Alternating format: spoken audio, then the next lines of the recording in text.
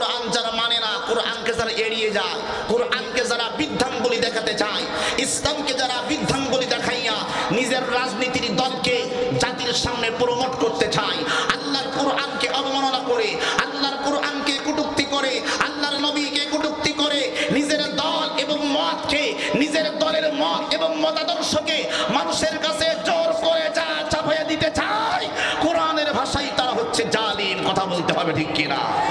কোরআনের ভাষায় তারা কি? তারা হতে পারে আওয়ামী লীগ, হতে পারে বিএনপি, হতে পারে জাতীয় পার্টি। আমি কোন দলের কথা মেনশন করে আমার কথা বলার উদ্দেশ্য নয়। আমার ভাইরা কোরআনের বিরুদ্ধে যদি জামাত ইসলাম কথা বলে, আমরা সেই দলকে মানি না। কোরআনের বিরুদ্ধে যদি বিএনপিও কথা বলে, আমরা সেই দলকে মানব না। কোরআনের বিরুদ্ধে যদি জাতীয় পার্টি কথা বলে, আমরা সেই দলকে মানব না। আমি বর্তমানে দেখতে পাচ্ছি এক স্বৈরাচার আমাদের কাছ থেকে বিদায় নিয়েছে, আর একটি স্বৈরাচারের নতুন দেখতে পাচ্ছি যারা এখনো ক্ষমতায় আসে নাই, তার আগের থেকেই জালেমের ভূমিকায় আগমন করতেছে। কথা বলেন ঠিক কিনা?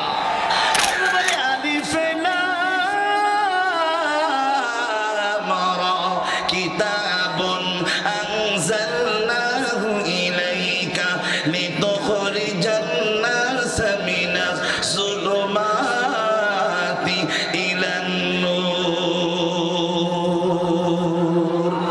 আল্লাহ রাব্বুল আলামিন বলেন, আমি কোরআন শরীফ দুনিয়ার জমিনের মধ্যে এসেছি অন্ধকারাচ্ছন্ন পৃথিবীকে আলোকিত করতে।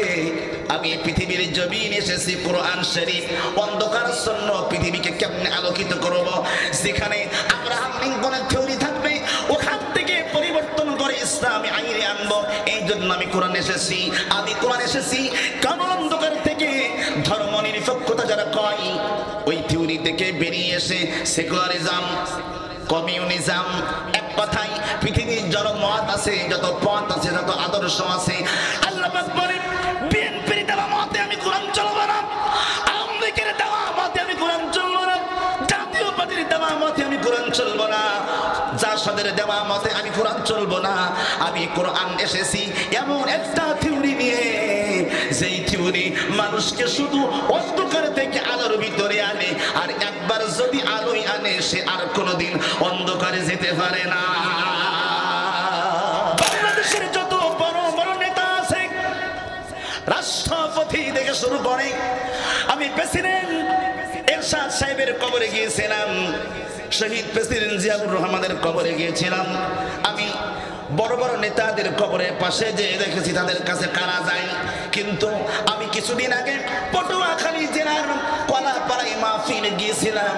আমি আসার পথে বরিশালের পিরোজপুর জেলা আমার ভাইরা আল্লামা সাঈদীর বাড়ি, যেখানে আসার পথে দেখলাম অত অগণিত গাড়ি সেখানে দাঁড়িয়ে আছে। আল্লামা সাঈদী যেখানে ঘুমিয়ে আছে, দুইটা চোখের পানি ছেড়ে দিয়ে মাও হাউ মাউ করে কাঁদতেছে। আমি লোকগুলোর কাছে প্রশ্ন করলাম, ভাই বাড়ি কই? একজন বলে, ভাই আমার বাড়ি হলো চট্টগ্রামে। কেন এসেছেন? বলে আল্লামা সাঈদীকে কোনোদিন দেখি নাই, কিন্তু যেদিন তিনি মারা গেছেন আমরা তার ভক্ত ছিলাম। ওই দিন থেকে মনটা বলে আর বারবার আল্লামা সাঈদীকে স্বপ্ন দেখি। আজকের সেই জায়গায় মন বলতেছে তার কবরটা একটু জিয়ারত করে আসি। এমন কোনো দিন যাই না, এবং কোন রাত যাই না, আল্লামা সাঈদীর কবরের পাশে শত শত হাজার হাজার মানুষ তার কবরটারে জিয়ারত করে, তার জন্য দুই চোখের পানি ছেড়ে দিয়ে দোয়া করে। একটা নেতার কবর দেখান, যে মারা গেছে তার কবরে যেই মানুষ চোখের পানি ছেড়ে কান্দে আছে নাকি? আরে কথা বলে না কেন? বরং আমরা দেখেছি যারা রাজনীতি করে, ওদের বড় দলের নেতার পাশে যখন ওরা যায় ফুল নিয়ে যায়, কে যাই সামনে আগে সেলফি তুলতে পারে, ছবি তুলতে পারে, এই ছবি তোলার জন্য ফুল ব্যান্ডটি ভেঙে ফেলে। কথা বলে না কেন? এমন আশিস দাওয়া মাকি খোদা দয়াময়, তোমার কালাম জপি জপি মরণ যেন এমন আশিস দাওয়া মাকি খোদা দয়াময়।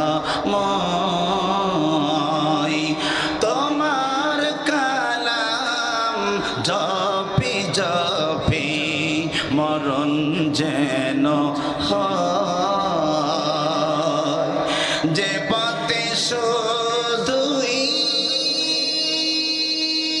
কাটাই ভাড়া যেথায় তুমি দাও না তারা যে পথে শুধুই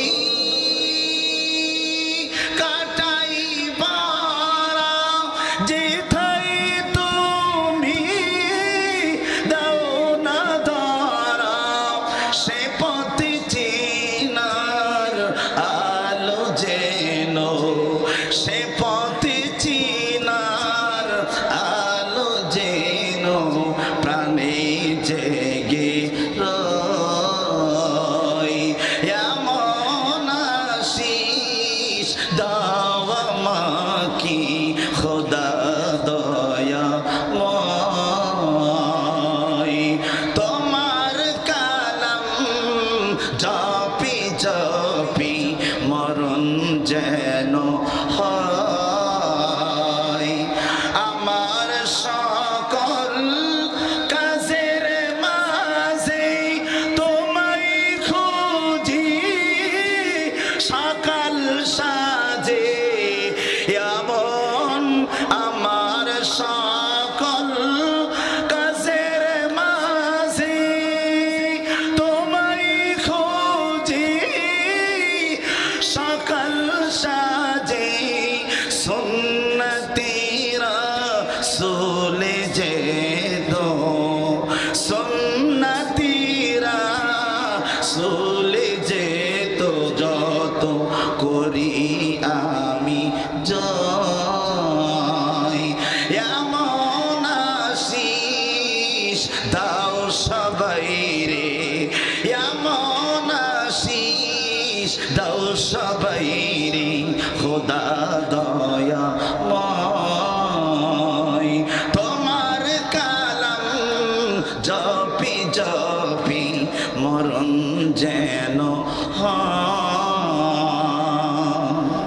আলহামদুলিল্লাহ সম্মানিত উপস্থিতি সম্মানিত মুসল্লিন ইকরাম হাজী ওয়াল হারামাইন যুবক ভাইরা মুরব্বিয়ান ইকরাম দিনদার পরহেজগার মুত্তাকি ইমানদার ভাইরা বাংলাদেশের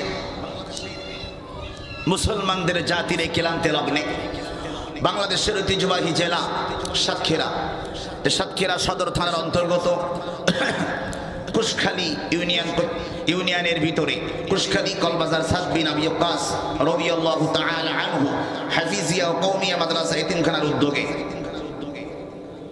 অষ্টম বার্ষিকী ওয়াজ মাহফিল এই ওয়াজ মাহফিল লিখছে কে ওয়াজ মাহফিল লিখছে কে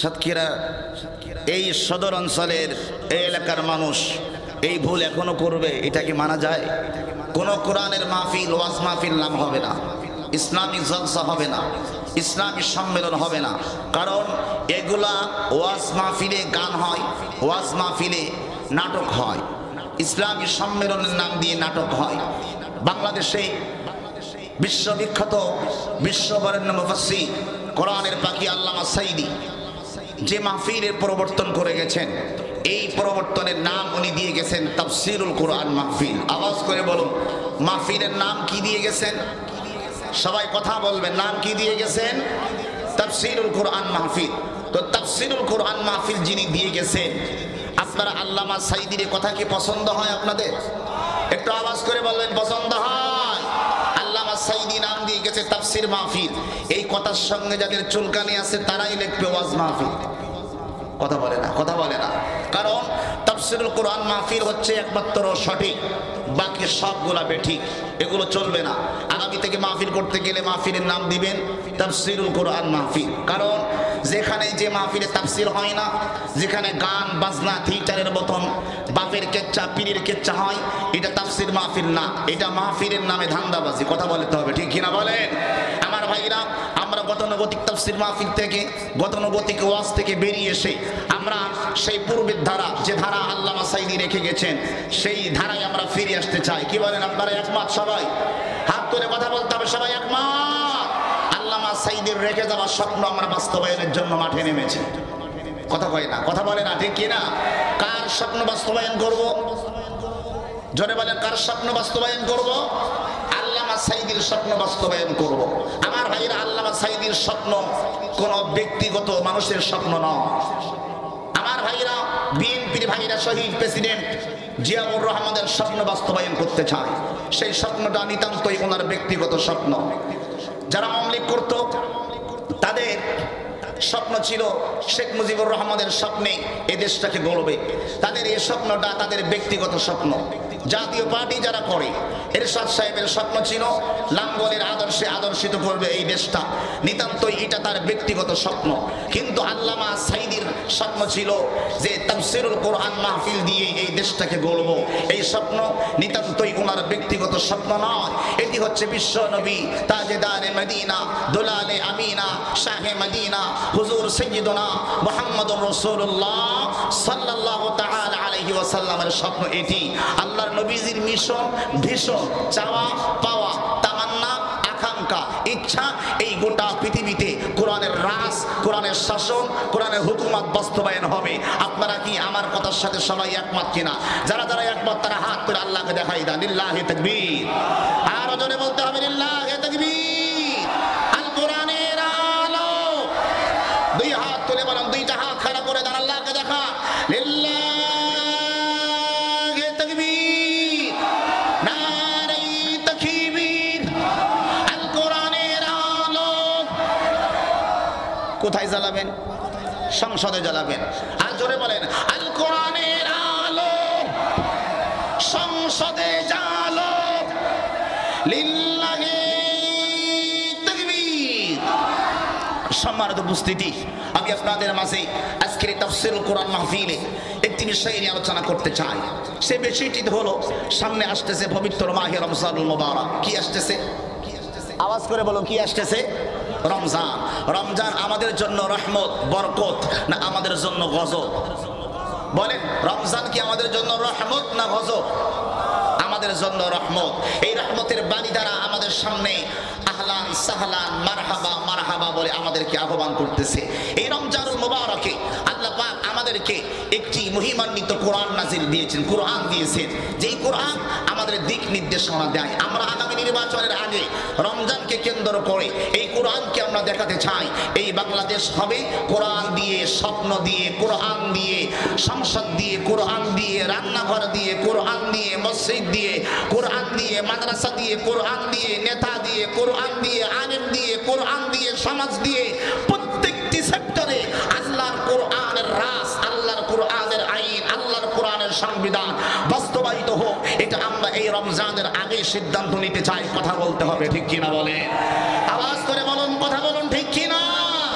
আমার মুসলমান ভাইরা, এই স্বপ্ন যারা একমত হবে না, আমরা ডাইরেক্ট তাদেরকে কাফের ফতোয়া দিব। জোরে বলেন, কি ফতোয়া দিব? আওয়াজ করে বলেন, কি ফতোয়া দিব? কারণ কোরআন যারা মানে না, কোরআনকে যারা এড়িয়ে যায়, কোরআনকে যারা বৃদ্ধাঙ্গুলি দেখাতে চায়, ইসলামকে যারা বৃদ্ধাঙ্গুলি দেখাইয়া নিজের রাজনীতির দলকে জাতির সামনে প্রমোট করতে চায়, আল্লাহর কোরআনকে অবমাননা করে, আল্লাহর কোরআনকে কটূক্তি করে, আল্লাহর নবীকে কটূক্তি করে, নিজের দল এবং মতকে, নিজের দলের মত এবং মতাদর্শকে মানুষের কাছে জোর করে যা চাপাইয়া দিতে চায়, কোরআনের ভাষায় তারা হচ্ছে জালিম। কথা বলতে হবে, ঠিক কিনা? কোরআনের ভাষায় তারা কি? তারা হতে পারে আওয়ামী লীগ, হতে পারে বিএনপি, হতে পারে জাতীয় পার্টি। আমি কোন দলের কথা মেনশন করে আমার কথা বলার উদ্দেশ্য নয়। আমার ভাইরা, কোরআনের বিরুদ্ধে যদি জামাত ইসলাম কথা বলে, আমরা সেই দলকে মানি না। কোরআনের বিরুদ্ধে যদি বিএনপিও কথা বলে, আমরা সেই দলকে মানব না। কোরআনের বিরুদ্ধে যদি জাতীয় পার্টি কথা বলে, আমরা সেই দলকে মানব না। আমি বর্তমানে দেখতে পাচ্ছি এক স্বৈরাচার আমাদের কাছ থেকে বিদায় নিয়েছে, আর একটি স্বৈরাচারের নতুন দেখতে পাচ্ছি যারা এখনো ক্ষমতায় আসে নাই, তার আগের থেকেই জালেমের ভূমিকায় আগমন করতেছে। কথা বলেন, ঠিক কিনা? আমার ভাইরা, তাদেরকে আজকের এই মাহফিল থেকে দীপ্ত কণ্ঠে বলতে চাই, স্বপ্ন বহু দেখেছেন, স্বপ্ন দেখা বাদ দেন। কথা হয়, বহু স্বপ্ন দেখেছেন এই দেশকে নিয়ে। আপনারা এই দেশের জন্য কি করেছেন জাতি দেখেছে 53 বছরে। কয় বছরে? কথা বলেন, কয় বছরে? 53 বছরে দেখেছেন। আজকে আমরা কুরআনুল কারীম নিয়ে আলোচনা করব। কুরআনুল কারীমের পরিচয়, যে ধর্মগ্রন্থ নিয়ে আমরা আলোচনা করব, এই ধর্মগ্রন্থের নাম হচ্ছে কুরআন। আওয়াজ করে বলুন, আমরা কিসের থেকে আলোচনা শুনবো? জোরে বলুন কিসের থেকে? আমি আজকের কোরআনের পাখি বিশ্ববরেণ্য মুফাসসির আল্লামা সাইদি যে ভাবে যে সিস্টেমে কথাই কথাই কোরআন দিয়ে কথা বলতেন, আমি আপনাদের সামনে ঠিক সেম টু সেম সেভাবে কথা বলার চেষ্টা করব। আল্লাহ যেন আমি অধমের কণ্ঠ থেকে ওই কোরআনের কথাগুলো কবুল করেন, বলেন আমিন। আমার ভাইরা, কোরআনুল কারীম এই জাতির জন্য কল্যাণকর না অকল্যাণকর? কল্যাণকর। আমার ভাইরা, এই কোরআনুল কারীম আল্লাহ পাক রব্বুল আলামিন নাজিল করেছেন। এই কোরআনুল কারীম নাজিল করেছেন, এটা কি মানুষের তৈরি করা না আল্লাহর দেওয়া? বলেন আল্লাহর দেওয়া না কার দেওয়া? তা আপনি কোরআনের কাছে প্রশ্ন করেন, কোরআন তোমাকে কে পাঠাইছে? তোমাকে কে পাঠাইছে? তো কোরআন তখন দলিল দেবে আল্লাহর কোরআন দিয়া। 16 নম্বর পারা 11 নম্বর পৃষ্ঠা সূরা তাহা প্রথম থেকে 10 নম্বর লাইনের মধ্যে আল্লাহ চমৎকার করে বলতেছেন, আমাকে কে পাঠিয়েছে আমি নিজেই জবাব দিব, আল্লাহ জবাব দিবে না। কোরআনের পরিচয় কোরআন নিজেই দিবে যে আমি কোন জায়গা থেকে আসছি, আমাকে কে পাঠিয়েছে। জোরে বলুন সুবহানাল্লাহ। সম্মানিত হাজিরিন, কোরআন শরীফের ভিতরে আল্লাহ সুবহানাহু ওয়া তাআলা বলেন, তানজিলাম মিম্মান খালাকাল আরদা ওয়াস সামাওয়াতিল উলা। আল্লাহ পাক রব্বুল আলামিন বলেন, এই গোটা পৃথিবীর জমিনে আমি আল্লাহ পাক রব্বুল আলামিন যেই কোরআনুল কারীম দিয়েছি, এই কোরআনুল কারীম আসমান থেকে আমি আল্লাহ পাক রব্বুল আলামিন আমার পক্ষ থেকে পাঠানো। জোরে বলুন সুবহানাল্লাহ। তাহলে এক নম্বরে আমরা জানলাম কোরআন কে পাঠাইছে। আওয়াজ করে বলুন কোরআন কে পাঠাইছে। এই কোরআনকে আবার প্রশ্ন করেন, কোরআন তুমি যে আমাদের মাঝে এসেছো, তোমার বাড়ি কোন জায়গায়, তোমার পরিচয় কি? কোরআন শরীফ নিজেই তার প্রমাণ দিবেন। 30 নম্বর পারা 11 নম্বর পৃষ্ঠা সূরাতুল বুরুজের মধ্যে বলে, বাল হুয়া কুরআনুম মাজিদ ফি লাওহিন মাহফুজ। জোরে বলেন আল্লাহু আকবার। আল্লাহ পাক রব্বুল আলামিন বলেন, এই গোটা পৃথিবীর জমিনে আমি কোরআন শরীফকে নাজিল করেছি। এই কোরআনের বাণী কোরআন নিজেই পরিচয় দেয়, আমার বাড়ি হলো লাউহে মাহফুজে, আসমানের একটি সংরক্ষিত জায়গায়, সেই জায়গায় কেউ যেতে পারে না। আমি কোরআনের বাড়ি হলো সেই জায়গায়, ওই জায়গার নাম হলো লাউহে মাহফুজ। জোরে জোরে কন্যা আল্লাহু আকবার। এবার আওয়াজ করে বলুন কোরআনের বাড়ি কোন জায়গায়? আরো জোরে কোন বাড়ি কোন জায়গায়? আমার মুসলমান ভাইরা, এবার কোরআনের কাছে প্রশ্ন করেন, কোরআন তুমি কোন মাসে নাজিল হয়েছো, কোন দিনে কোন সময় নাজিল হয়েছো? কোরআন নিজেই তার নিজের পরিচয় দিবে। আমি কোরআন নাজিল হয়েছি শাহরু রমাদানাল্লাযী উনজিলা ফীহিল কুরআন। জোরে বল আল্লাহু আকবার। 2 নম্বর পারা 7 নম্বর পৃষ্ঠা প্রথম থেকে 5 নম্বর লাইন সূরাতুল বাকারার মধ্যে আল্লাহ পাক রব্বুল আলামিন বলেন, আমি রব্বুল আলামিন এই কোরআনকে নাজিল করেছি রমজানুল মুবারকে, এক রমজানুল মুবারকের মাসে নাজিল করেছি। এই কোরআন তোমার কাছে প্রশ্ন করি, রমজান মাসে নাজিল হয়েছে, কোন সময়ে নাজিল হয়েছে? সকালে না বিকালে, রাতে না সন্ধ্যায়, দুপুরে না আসরে? সুবহানাল্লাহ। কোন সময় তুমি নাজিল হইলা? কোরআন বলে কার উত্তর দেওয়া লাগবে না, আমি কোরআন নিজেই তার উত্তর দিচ্ছি। ইন্না আনজালনাহু ফি লাইলাতিল কদরি। আল্লাহু আকবার। আমি পবিত্র মাহে রমজানের 27 তারিখে লাইলাতুল কদরের রাত্রিতে তাহাজ্জুদের সময় আমি কোরআন এসেছিলাম। একটু জোরে হাত তুলে বলতে হবে আল্লাহু আকবার। এবার কোরআনকে বুঝতে করি, কোরআন তুমি তো আসলে রাতের বেলায়, আসলা রমজান মাসে, পাঠাইলা তোমাকে আল্লাহ, বাড়ি তোমার লাউহে মাহফুজে, কিন্তু তুমি কি জন্য এসেছো একটু বলবা কি? সুবহানাল্লাহ। তোমার উদ্দেশ্যটা কি, মতলবটা কি, কি জন্য তুমি এসেছো? কোরআন তখন নিজেই নিজের প্রশ্নের উত্তর দেয়। কোরআন শরীফ থেকে আল্লাহ পাক চমৎকার করে বলে আমি কেন এসেছি। আল্লাহ পাক রব্বুল আলামিন 13 নম্বর পারা 14 নম্বর পৃষ্ঠা সূরা ইব্রাহিম আয়াত নম্বর 1 এবং 2 লাইন নম্বর প্রথম থেকে 5 জোরে জোরে বলতে হবে আল্লাহু আকবার। আল্লাহ বলে আলিফ লাম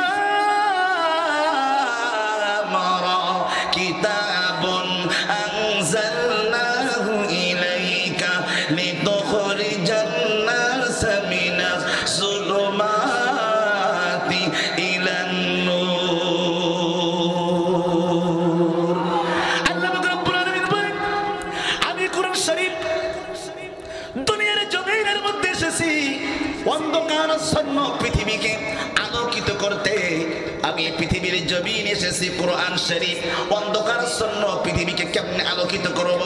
যেখানে আব্রাহাম লিঙ্কনের থিওরি থাকবে ওখান থেকে পরিবর্তন করে ইসলামী আইনে আনবো। এই জন্য আমি কোরআন এসেছি। আমি কোরআন এসেছি কারণ অন্ধকার থেকে ধর্ম নিরপেক্ষতা যারা কয় ওই থিওরি থেকে বেরিয়ে এসে সেকুলারিজম, কমিউনিজম, এক কথায় পৃথিবীর যত মত আছে, যত পথ আছে, যত আদর্শ আছে, আল্লাহ পাক বলেন বিএনপির দেওয়া মতে আমি কোরআন চলবো না, আওয়ামী লীগের দেওয়া মতে আমি কোরআন চলবো না, জাতীয় পার্টির দেওয়া মতে আমি কোরআন চলবো না, জাসদের দেওয়া মতে আমি কোরআন চলবো না। আমি কোরআন এসেছি এমন একটা থিওরি নিয়ে, যেই থিওরি মানুষকে শুধু অন্ধকার থেকে আলোর ভিতরে আনে, আর একবার যদি আলোয় আনে সে আর কোনোদিন অন্ধকারে যেতে পারে না। আমি কোরআন শরীফ নাজিল হয়েছি অন্ধকার থেকে আলোর ভিতরে আনার জন্য। জোরে বলতে হবে আল্লাহু আকবার। এবার কোরআনের কাছে প্রশ্ন করলাম, কোরআন বুঝলাম তুমি অন্ধকার থেকে আলোর ভিতরে আনবে, মেনে নিলাম, কিন্তু তোমারে মারলে লাভ না লস একটু সেটা বলো। সুবহানাল্লাহ। তোমারে মারলে লাভ হবে না লস হবে?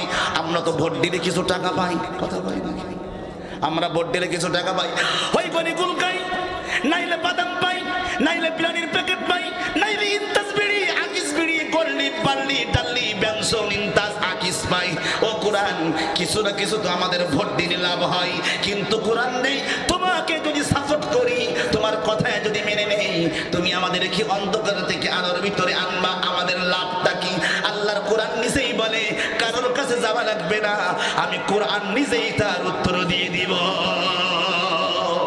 কোরআন শরীফের ভিতরে আল্লাহ 1 নম্বর পারা 7 নম্বর পৃষ্ঠা একেবারেই প্রথম থেকে 5 নম্বর লাইনের মধ্যে জবাব দেয়, কুল্লাহা মিদু মিনহা জামিআন ফাইম্মা ইয়াতিয়ান্নাকুম মিন্নি হুদান ফামান তাবিআ হুদায়া ফালা খাউফুন আলাইহিম ওয়ালা হুম ইয়াহজানুন।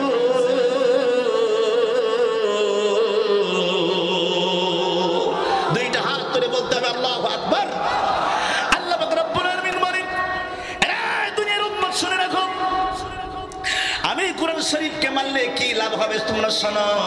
ফামান তাবিআ হুদায়া, আমি কোরআনের হিদায়াত যারা মেনে নিবে, ফালা খাউফুন, ওদের কোনো ভয় নেই, ওয়ালা হুম ইয়াহজানুন, তাদের কোনো চিন্তাও নেই। একটু জোরে বলা লাগবে আল্লাহু আকবার। কেমন চিন্তা নেই শুনে যাবেন তো অনেক। কোরআন শরীফ বলল আমি কোরআনের কথা মানলে তার কোনো চিন্তা নেই, কোনো ভয় নেই। তার বাংলাদেশে যদি একটা প্রমাণ দিতে চাই সেটা হলো আল্লামা সাঈদী। কথা বলেন না আপনারা? 1 নম্বরে কি প্রমাণ? আল্লামা সাঈদী তার বাস্তব দৃষ্টান্ত প্রমাণ। কোরআন বলেছে আমি কোরআনকে যারা মানবে ওদের কোনো ভয় নেই, কোনো চিন্তা নেই।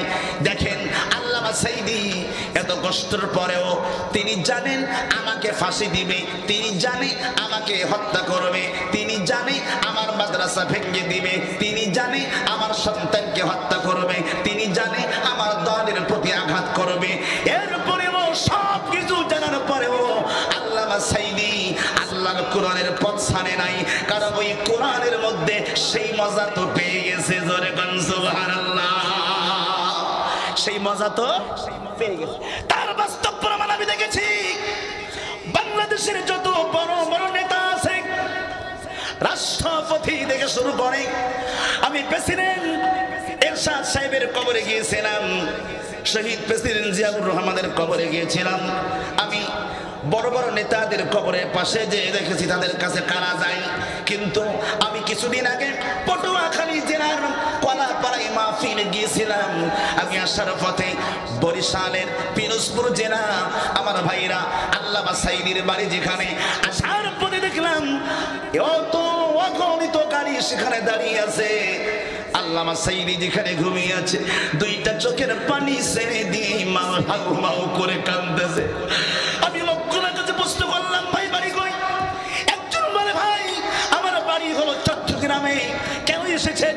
বলে আল্লামা সাঈদীকে কোনোদিন দেখি নাই, কিন্তু যেদিন তিনি মারা গেছেন আমরা তার ভক্ত ছিলাম। ওই দিন থেকে মনটা বলে আর বারবার আল্লামা সাঈদীকে স্বপ্ন দেখি। আজকের সেই জায়গায় মন বলতেছে তার কবরটা একটু জিয়ারত করে আসি। এমন কোন দিন যাই না, এবং কোন রাত যাই না, আল্লামা সাঈদীর কবরের পাশে শত শত হাজার হাজার মানুষ তার কবরটারে জিয়ারত করে, তার জন্য দুই চোখের পানি ছেড়ে দিয়ে দোয়া করে। একটা নেতার কবর দেখান, যে মারা গেছে তার কবরে যেই মানুষ চোখের পানি ছেড়ে কান্দে আছে নাকি? আরে কথা বলে না কেন? বরং আমরা দেখেছি যারা রাজনীতি করে ওদের বড় দলের নেতার পাশে যখন ওরা যায়, ফুল নিয়ে যায়, কে যাই সামনে আগে সেলফি তুলতে পারে, ছবি তুলতে পারে, এই ছবি তোলার জন্য ফুল ব্যাডটি ভেঙে ফেলে। কথা বলে না কেন? ফুল ব্যাডে ভেঙে ফেলে দেয়। কিন্তু আমার ভাইরা, কোরআন যারা মানে, আল্লামা সাঈদীকে যদি আপনি দেখতে চান, আল্লামা সাঈদী এই বাংলাদেশের বহু জায়গায় আমি দেখেছি, এমন কোন জায়গা নাই আমি আবুল হাসান দোহারি প্রত্যেকটা জায়গায় মাহফিলে গেলাম, আমার এই দুইটা চোখের পানি ছেড়ে দিয়ে আমার মারা আমাকে বারবার সিটি দেয়, হুজুর আপনি নাকি আল্লামা সাঈদীর কণ্ঠে মাঝে মাঝে ওয়াজ করতে পারেন, ওয়াজ করেন, হুজুর আপনার কণ্ঠে ওয়াজ শুনতে চাই না, আপনি যদি পারেন আল্লামা সাঈদীর কণ্ঠে একটু ওয়াজ শোনায়া যান। আল্লাহু আকবার বলেন। যেখানেই যায় এমন কোন জায়গা নাই। গতকালকে রাতে যেখানে মাহফিলে ছিলাম নাটোরে, আল্লামা সাঈদীকে ভালোবেসে একটি দুইটি নয়, সবাই বলতো পাবনায় গেছি, আমারে বলে হুজুর আল্লামা সাঈদীকে ভালোবাসি। আমি কই সাঈদীকে যদি ভালোবাসেন তাহলে মাদ্রাসায় দান করতে হবে। দান করতে করতে করতে করতে এত টাকা উঠেছে, 3.5 লাখ টাকা উঠেছে। কই গত বছর কত উঠছিল? বছর 1,20,000। কত? কথা কয় না? 1 লাখ কত? 1,20,000। আমার মুসলমান ভাইরা, সম্মান দিয়েছেন কে? হাত তুলে কথা বলতেন। সম্মান দিয়েছেন কে? সম্মান দিয়েছেন আল্লাহ। আমার মুসলমান ভাইরা, এজন্য আমি আপনাদেরকে বলি, কোরআনের কথা যারা মেনে নেয় আল্লাহ পাক রব্বুল আলামিন তাদের সম্মান বাড়িয়ে দেয়। এবার কোরআনের কাছে প্রশ্ন করলাম, কোরআন তোমার ভিতরে সব আছে না কিছু কিছু আছে? তুমি একটু বলবা। আমরা তো রাজনীতি করি, পররাষ্ট্রনীতি করি, সমাজনীতি করি, ব্যক্তি নীতি করি, কোরআন তুমি তো আসলা, তোমার ভিতরে কি সব আছে না কিছু কিছু বাকি আছে? আমার ভাইরা, রাজনৈতিক নেতারা বলে কোরআনে সব আছে, রাজনীতি নাই। কথা বলে না? সব আছে, রাজনীতি নাই। এই জন্য আলেমদেরকে বলে হুজুর কোরআন দিয়ে কথা বলবেন, রাজনীতি করবেন না। কোরআন দিয়ে কথা বলবেন, রাজনীতি করবেন না। আল্লাহ পাক ডাক দিয়ে বলেন আমি কোরআনের ভিতরে সব কিছু আছে। কোরআন শরীফের ভিতরে আল্লাহ পাক চমৎকার করে বললেন 14 নম্বর পারা 16 নম্বর পৃষ্ঠা একেবারে প্রথম থেকে 10 নম্বর লাইনের মধ্যে আল্লাহ বলে ওয়ানাজ্জালনা আলাইকাল কিতাবা তিবয়ানান লিকুল্লি শাই।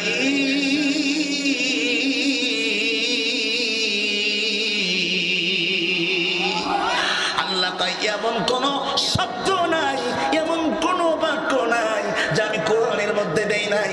লিকুল্লি শাইইন, এই শব্দের অর্থ হলো সব বিষয়। বলেন শাইউন মানে বিষয়, কুল্লুন মানে প্রত্যেক। এইবার আওয়াজ করে বলুন কুল্লু শাইইন অর্থ কি হয়? প্রত্যেক বিষয়। জোরে বলুন প্রত্যেক বিষয়। আল্লাহ সব বিষয় কোরআনুল কারীমের মধ্যে দিলেন। আমার মুসলমান ভাইরা, এবার কোরআনের কাছে প্রশ্ন করলাম তোমার নাম কি? তোমার কি? আর কথা বলেন তোমার কি? তোমার নাম কি? কোরআন। তখন কোরআন শরীফ বলতেছে, আমরা তো কোরআন শরীফ বলি, কোরআন শরীফ বলতেছে আমার নাম কি তোমরা শোনো। আল্লাহর কোরআন জবাব দেয় 21 নম্বর পারা 22 নম্বর পারার 19 নম্বর পৃষ্ঠার মধ্যে বলে ইয়াসিন ওয়াল কুরআনিল হাকীম। আল্লাহু আকবার বলে। আল্লাহ কয় আমি কোরআনের নাম আছে কোরআনে হাকিম। তোমার কি আর কোনো নাম আছে? না একটাই নামে আকিকা করিছো? সুবহানাল্লাহ কয় না। কোরআন শরীফ বলে না আমার আরো নাম আছে। তোমার নামগুলো বলো। কোরআন শরীফ তো বলি 27 নম্বর পারা 16 নম্বর পৃষ্ঠা সূরাতুল ওয়াকিয়া প্রথম নম্বর লাইনের মধ্যে আল্লাহ কয় ইন্নাহু লাকুরআনুন কারীম।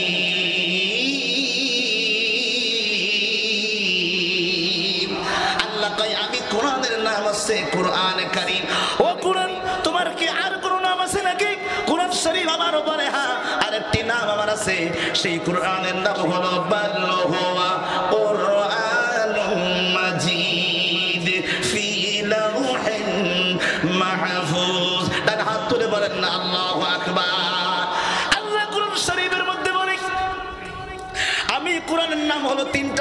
বলবেন কয়টা কয়টা কয়টা?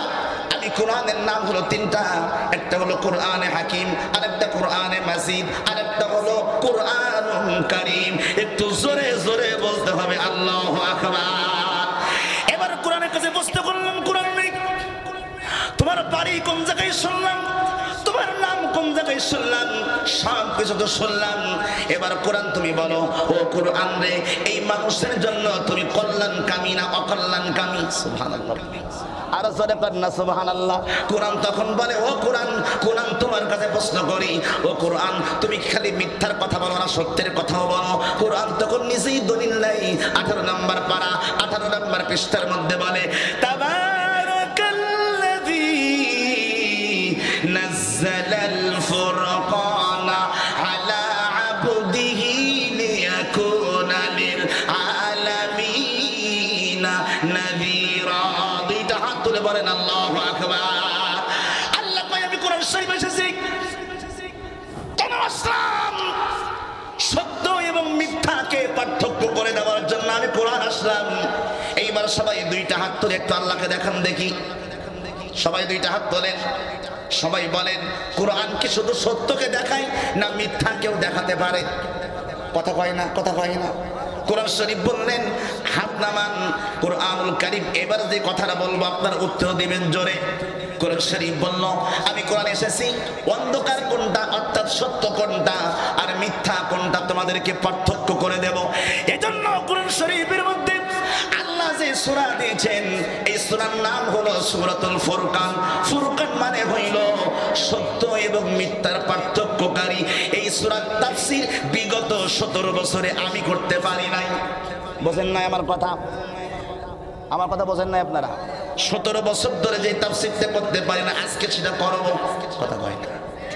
কয় বছরে করতে পারিনি? এই সূরার তাফসীর যখনই করতাম, হামলা হতো, মামলা হতো, পুলিশ এসে দাঁড়াই থাকতো। গত কয়েকদিন আগে তালা থানায় একটা মাহফিল করেছিলাম, আমার পাশে এসে পুলিশ বসে আছে। আমি বলতেছি, আমি আজকে যা খুশি বলবো, কিরাম ক্ষমতা পুলিশ আমার কিছু বলুক দিন। আল্লাহু আকবার বলেন না আপনারা?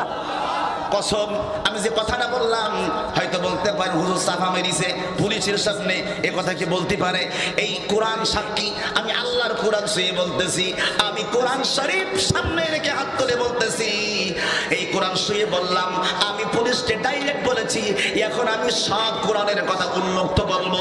যদি পুলিশের বিরুদ্ধেও যাই, এসপির বিরুদ্ধে যাই, ওসির বিরুদ্ধে যাই, এসির বিরুদ্ধে যাই, তাতে আমার কোনো যায় আসে না। কথা কয় না ঠিক কিনা? আবার মুসলমান ভাইরা, আমি বললাম এই কোরআন শরীফ দুনিয়ার জমিনের মধ্যে আসছে সত্য এবং মিথ্যাকে আলাদা করে দেওয়ার জন্য। আর হুজুররা যখন এই সত্য এবং মিথ্যাকে আলাদা করে দেয়, তখন ওই বাদে গন্ডগোল। কথা বলেন না কেন আপনারা? যখন সত্যটা বলে তখন কিন্তু গন্ডগোল বাঁধে না, যখন মিথ্যাটাকে দেখাই দেয় তখন কিন্তু বলে হ্যাঁ এটা ভালো, মানে ভালো পাঞ্জাবি দেখাই দিলে অসুবিধা নেই, তোমার পাঞ্জাবি ছেঁড়া, তোমার পাঞ্জাবি ফোটা, এটা দেখাই দেওয়া যাবে না। কথা বোঝেন নাই আমার কথা?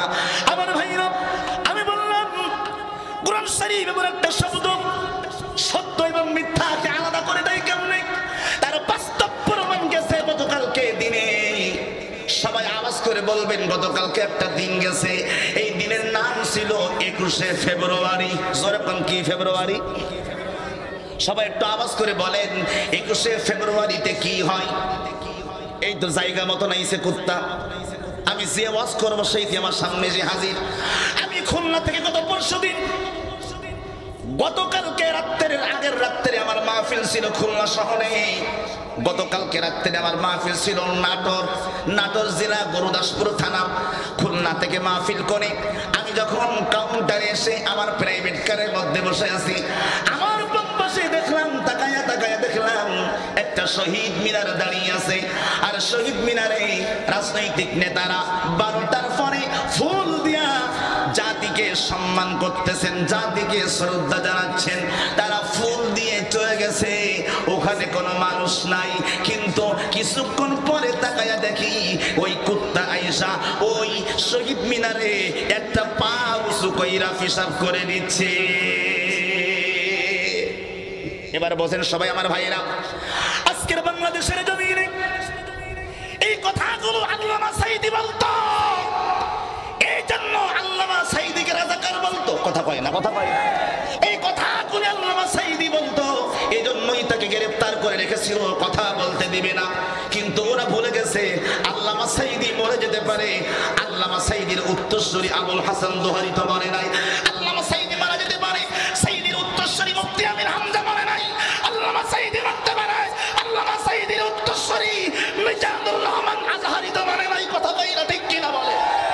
আল্লামা সাঈদী মরতে পারে, আল্লামা সাঈদীর রেখে যাওয়া উত্তরসূরি মামুনুল হক তো মরে নাই। আল্লামা সাঈদী মরে যেতে পারে, রফিকুল ইসলাম মাদারি তো মরে নাই। আল্লামা সাঈদী মরে যেতে পারে। এবং জমিনে লক্ষ কোটি কোটি কোটি কোটি আলেম আছে যারা হাতে হ্যান্ডকাপ দিবে, গলায় ফাঁসের রশি ঝুলাবে, আমার ভাইয়েরা মাথায় ডান্ডা বেড়ি পরবে, মাথার মধ্যে হেলমেট পরবে। তারপরেও আল্লামা সাঈদী আমাদেরকে শিখাইয়া গেছেন জীবন দিবি ঈমান দিবি না। বলেন জীবন দিবি কি দিবি না? আপনারা আসতে বলেন, আমার খারাপ লাগে, আপনারা আসতে বললে কষ্ট লাগে। বলেন জীবন দিবি কি দিবি না? ডান হাত ধরে বলেন কি দিবি না, কি দিবি না? আল্লামা সাঈদী ঈমান দেছে? এই করে বলেন আল্লামা সাঈদী ঈমান দেছে? ঈমান দেয় না। আমার সম্মানিত ভাইরা, শহীদ মিনারে গেলাম, বলবেন হুজুর শহীদ মিনারে ফুল দিলে কি সমস্যা? অবশ্যই সমস্যা। জাতির জন্য যারা জীবন দেয়, ওদের কবরের নিচে যদি আগুন জ্বলে, ওপরে ফুল দিয়ে কোনো কি লাভ আছে না? আরে কথা বলেন না কেন আপনারা?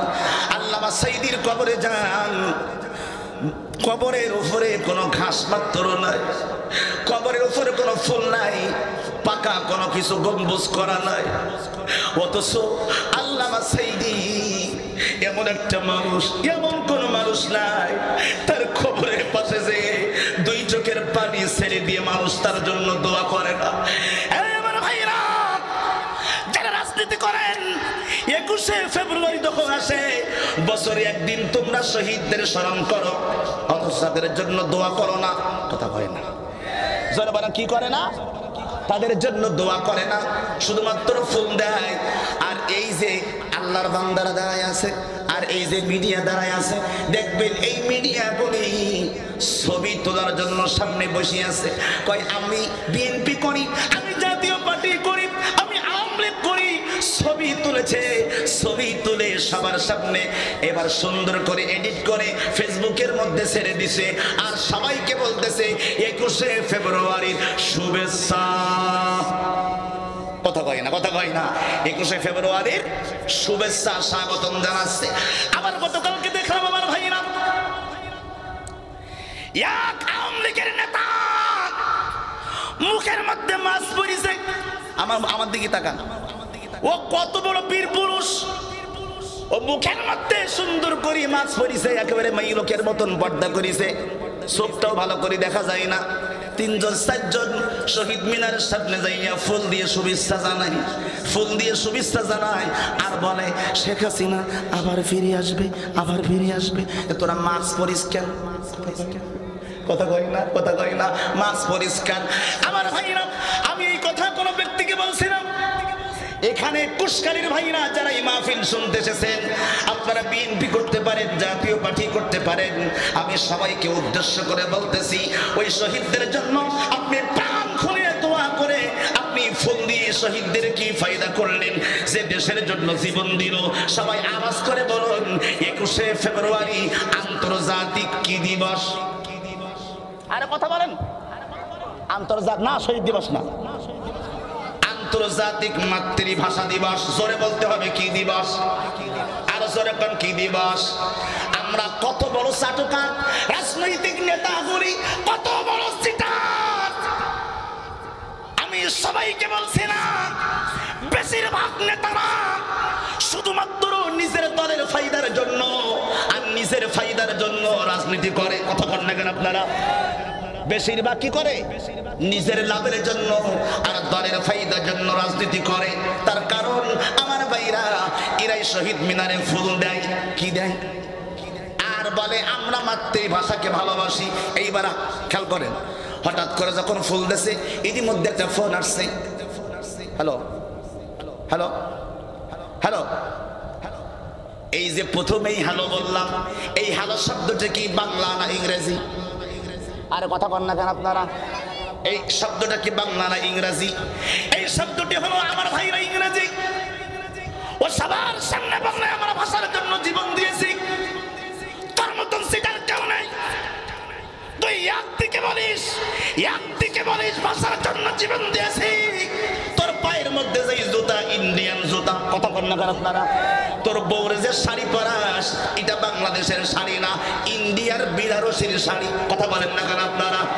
আমার ভাইরা তোর মতো সিটার পৃথিবীতে কেউ নেই। তুই মুখ দিয়ে বলিস আমি বাংলাদেশকে ভালোবাসি, অথচ প্রত্যেকটা কলেজে ইউনিভার্সিটিতে স্কুলে যে জাতীয় সঙ্গীত বলা হয় এইটা বাংলাদেশের কোন সঙ্গীত না, কথা বলেন না কেন আপনারা? এটা লিখছে ওই রবীন্দ্রনাথ ঠাকুর, ওর বাড়ি হলো ভারতে, কথা বলেন না কেন আপনারা? ওর বাড়ি হলো ভারতে, ও তো মুসলমানের বাচ্চা নয়। তুই বলিস আমি বাংলাদেশকে ভালোবাসি, অথচ তোর মুখের মধ্যে আমার ভাইরা চুল কাটতে যাস বাংলা স্টাইলে নয়, চুল কাটতে যাস ইংলিশ স্টাইলে। আমার ভাইরা প্রত্যেকটা জিনিস আমরা পড়ি ইন্ডিয়ার জিনিস আর বিদেশি জিনিস, বাংলাদেশের জিনিস পড়ি না। তোরা কইস আমরা বাংলাদেশকে ভালোবাসি, আমরা ভাষার জন্য জীবন দিয়েছি, বাংলাদেশকে আমরা ভালোবাসি, কিন্তু এই বাংলাদেশকে ভালোবাসা দূরের কথা বলে আমার সোনার বাংলা আমি তোমায় ভালোবাসি। আমি বলি তুমি কি বাংলাদেশকে ভালোবাসো? বলে হ্যাঁ বাসি। শুনলাম তোমার বউ নাকি অসুস্থ, বলে হ্যাঁ। তা চিকিৎসা নিচ্ছ কোন জায়গায়? কই সিঙ্গাপুর। কথা কয় না কোন জায়গায়? ও কিছু আগে কি বললো? আমার সোনার বাংলা আমি তোমায় ভালোবাসি, আমার সোনার বাংলা আমি তোমায় ভালোবাসি। জনগণের সামনে এসে বলে বাংলাদেশের চিকিৎসা ব্যবস্থা ভালো, আর ও যদি বিপদে পড়ে চিকিৎসা নিতে আগে ইন্ডিয়ায় যায়, কথা বলেন না কেন আপনারা? আপনি খেয়াল করে দেখবেন আমার ভাইরা, এই রাজনৈতিক নেতারা এত খারাপ, ওরা হুজুরদের দেখতে পারে না কেন জানেননি? একটাই কারণ, হুজুররা ওদের ল্যাংটা করে ছেড়ে দেয়, কথা বলেন না কেন আপনারা? একটা বাস্তব প্রমাণ দেয় আমার ভাইরা, খবর নিয়ে দেখেন আপনাদের আশপাশ এলাকায় যত বড় বড় নেতা আছে, আপনাদের কাছে খবর নিলে খবর পাবেন আপনার সন্তান পড়ে স্কুলে সাতক্ষীরা বা কুশখালী বা ছয়ঘরিয়া বা আপনার বৈকারি অথবা সাতক্ষীরা শহরে অথবা দেবহাটায় অথবা সর্বোচ্চ ঢাকায়। কিন্তু আমার ভাইরা যত বাংলাদেশের বড় বড় নেতা আছে ওরা সবার সামনে বলে বাংলাদেশের শিক্ষা ব্যবস্থা ভালো, উন্নত হয়েছে, অথচ খবর নিয়ে দেখেন ও 14 গোষ্ঠী ওর পোলা ওর ছেলে সব থাকে আমেরিকায়, কথা বলেন না? আরে কথা আসতে কোন জোরে কোন? ওই দি সব সন্তান স্ত্রীকে রাখছে বিদেশে, পড়াই বিদেশে, আর সবার সামনে এসে দাঁড়িয়ে পড়ে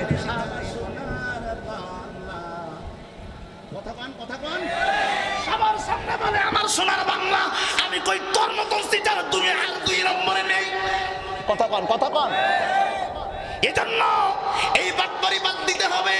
নতুন বাংলাদেশে আমরা এইরকম ব্যক্তিকে দেখতে চাই যারা বলবে এই স্বাধীন সোনার বাংলাদেশ আমার, এই বাংলাদেশকে আমি ভালোবাসি, তারা এই বাংলাদেশকে নিয়ে স্বপ্ন দেখবে, কথা বলতে হবে ঠিক কিনা?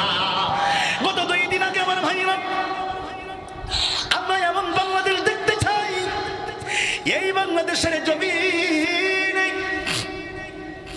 গতকালকে আমার মোবাইলের মধ্যে ছবি আছে, কলিজাটা আপনাদের ফেটে যাবে, সামনে রমজান মাস। আহা, যারা আওয়ামী লীগের প্রশংসা করেন আর বলেন আগেই তো ভালো ছিল, আপনারা একটু ছবিটা দেখেন। এই ছবিটা যদি আপনি দেখেন, এই যে ছবিটা দেখতেছেন একজন র্যাবের কর্মকর্তা। আরে একটা মুসলমানের জীবনের ইসলামের 5টি রকমের মধ্যে একটা হলো রোজা, কথা বলেন। ইসলামের 5টি স্তম্ভের মধ্যে একটা হলো ফরজ রোজা।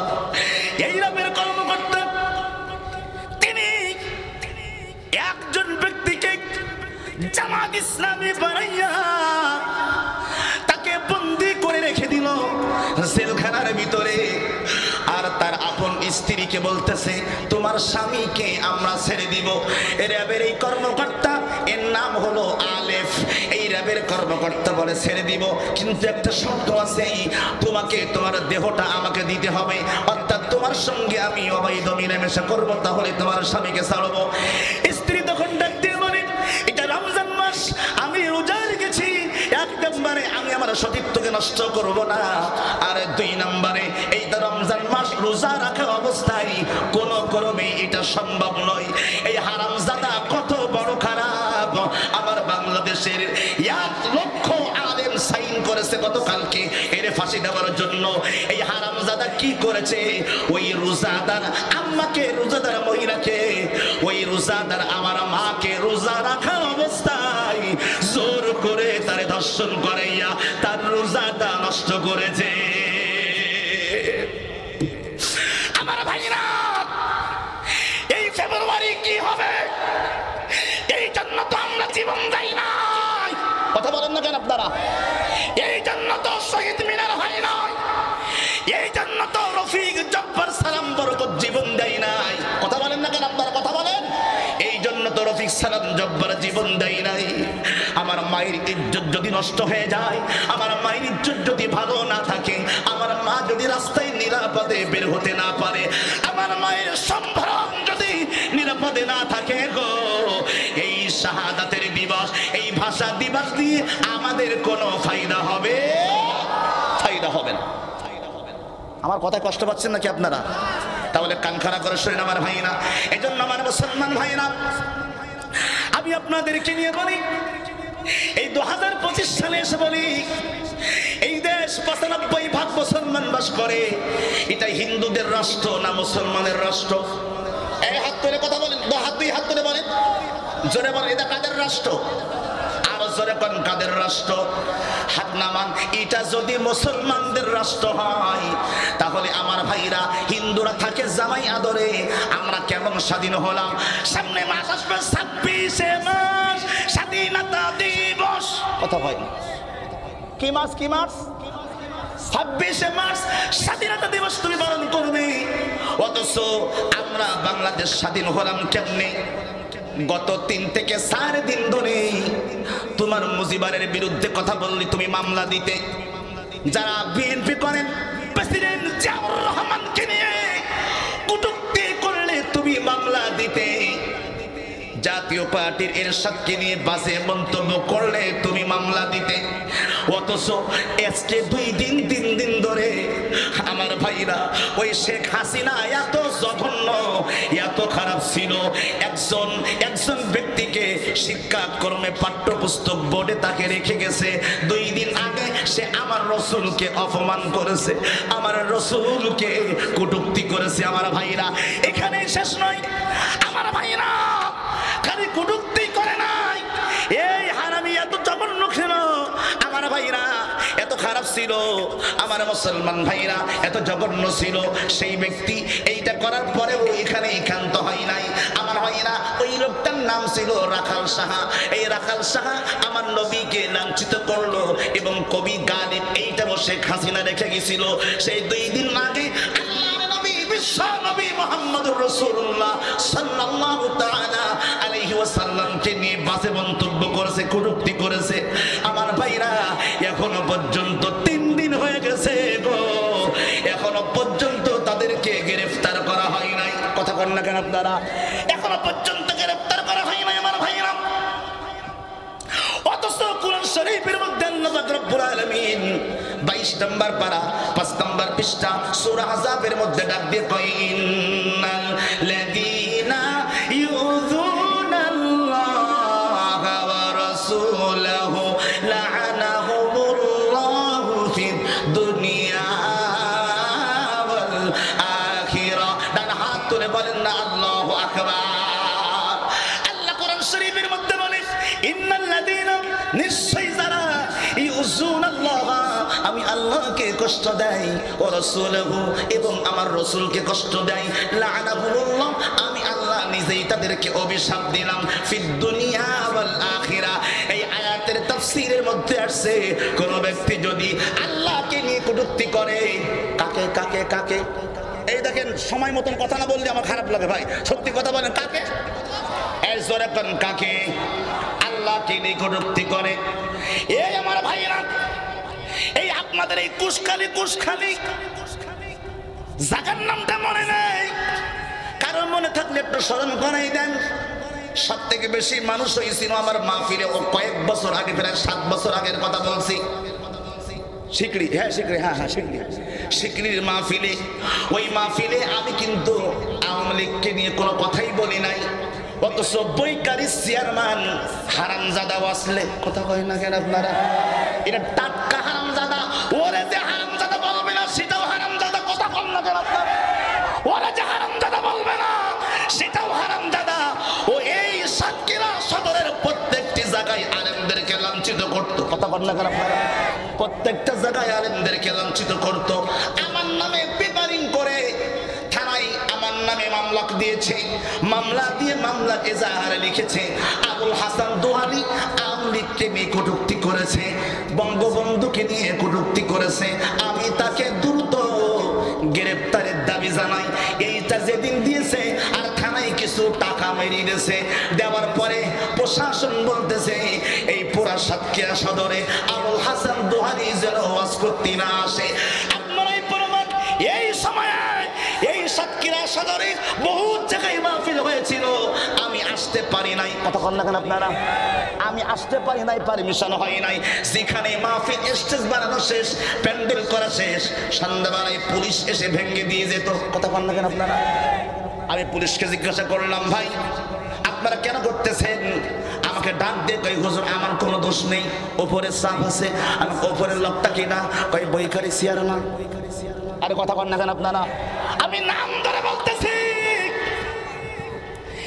এরপরে পাঁচদোহার চেয়ারম্যান মফিজ মাস্টার, কি মাস্টার? হ্যাঁ জোরে কোন কি মাস্টার? পাঁচদোহার চেয়ারম্যান মফিজ মাস্টার।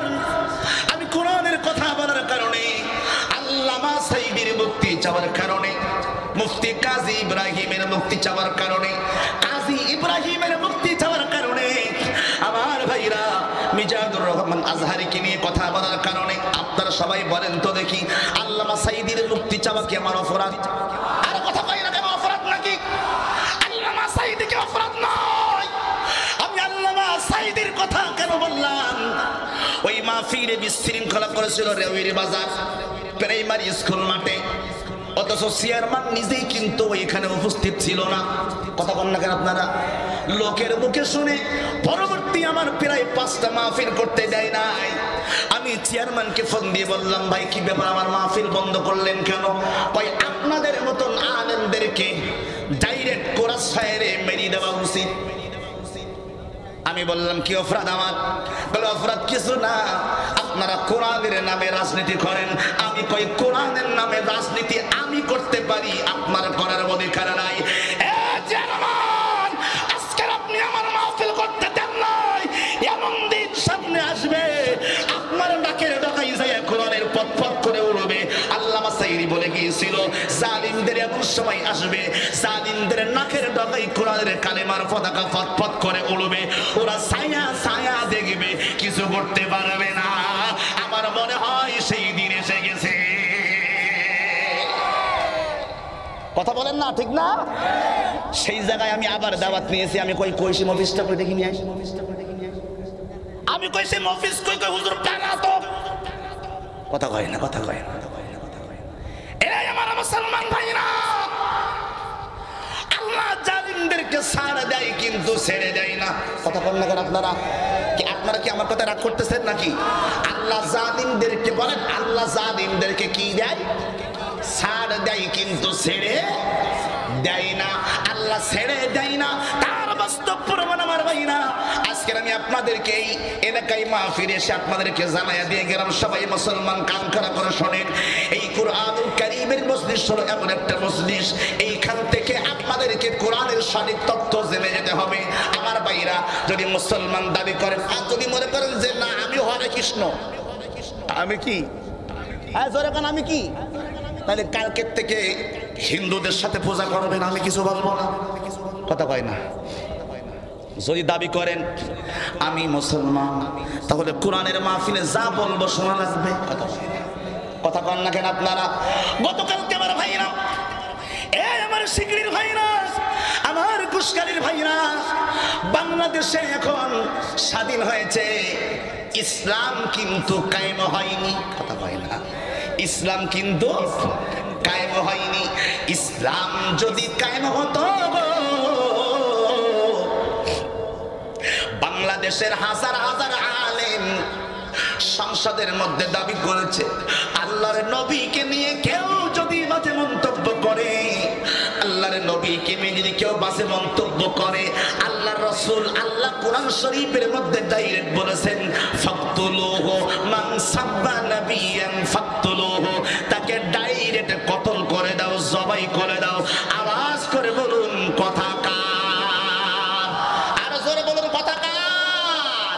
আমার ভাইরা কয়েকদিন আগে লন্ডনে, আমার ভাইরা কয়েকদিন আগে কানাডায় আমার রাসূলকে নিয়ে একজন কটূক্তি করেছিল, ডাইরেক্ট তাকে জবাই করে হত্যা করেছে।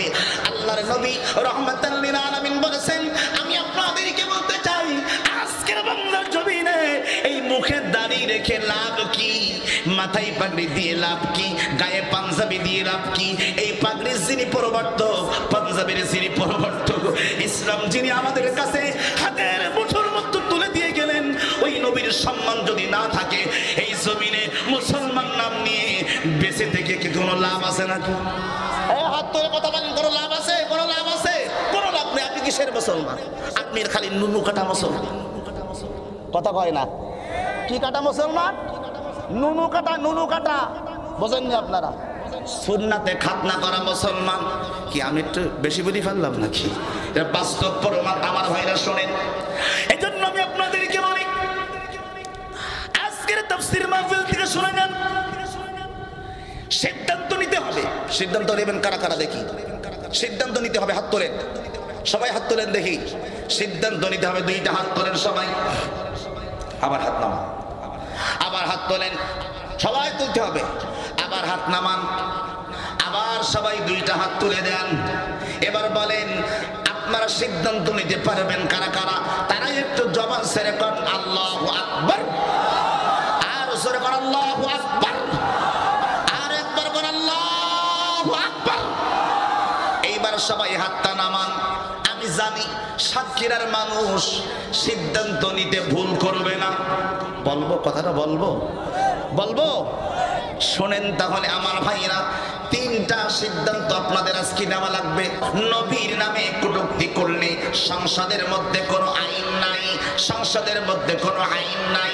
আজকের মামুনুল হক থেকে শুরু করে মিজানুর রহমান আজহারি থেকে শুরু করে সব আলেমরা, আমরা ভাইরা ঢাকার প্রেস ক্লাব থেকে শুরু করে সব জায়গায় প্রতিবাদের ঝড় তুলেছেন।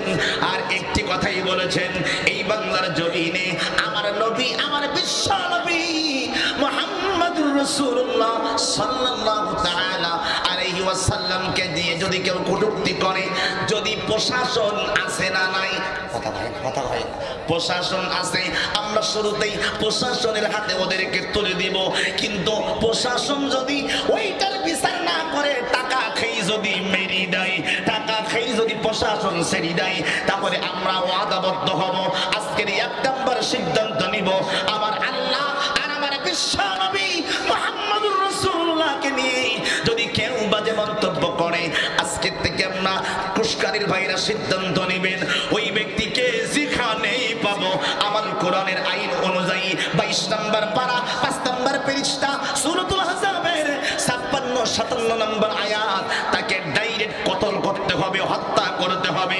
আমি শুরুতেই বলবো, আল্লাহর নবীকে নিয়ে যদি কোনো নেতা, কোনো খেতা, কোনো ব্যক্তি, কোনো হিন্দু, কোনো মুসলমান আমার আল্লাহ এবং রাসূলকে নিয়ে বাজে মন্তব্য করে, এক নম্বরে সিদ্ধান্ত নিব, প্রশাসন যদি বিচার না করে, আমরা ওরা যদি আবু জেহেলের ভূমিকায় নামে, ওরা যদি উতবা সাইবার ভূমিকায় নামে, ওরা যদি আমার ভাইরা, ওরা যদি ওই ফেরাউনের ভূমিকায় নামে, ওরা যদি নমরুদের ভূমিকায় নামে, আমরা ওমরের ভূমিকায়, আবু বকরের ভূমিকায়, উসমানের ভূমিকায়, আলীর ভূমিকায় আমরাও মাঠে নেমে আজকে আজকে সিদ্ধান্ত নিচ্ছি আমার আল্লাহ এবং রাসূলকে নিয়ে বাজে মন্তব্য করলে প্রশাসন সরকার যদি বিচার না করে আমরা জনগণ তাকে হত্যা করব, কথা বলতে হবে, ঠিক কি না? এই সিদ্ধান্তে কারা কারা একমত এটা হাত তুলে দেখা। জোরে বলো না আমি, আরো জোরে বলো না আমি। আমি এখন যে কথাটা বললাম আমি কথাটা মনে হয় বানাই বললাম, কথা কয় না, কথা কয় না। ডাইরেক্ট রাসূলের হাদিস, মান সাব্বা নাবিয়ান ফাকতুলু। আমি বর্তমান অন্তর্বর্তীকালীন সরকারকে বলবো, এটা প্রিন্ট মিডিয়ায় রেকর্ড হচ্ছে, সারা বিশ্ব দেখবে। আমি গোটা বাংলাদেশের শুধু নয়, অন্তর্বর্তীকালীন সরকারকে বলবো, আপনাকে ক্ষমতায় বসিয়েছি আমরা, কথা বলেন, হাত করে কথা বলেন, আমারও ঠিক কিনা বলেন।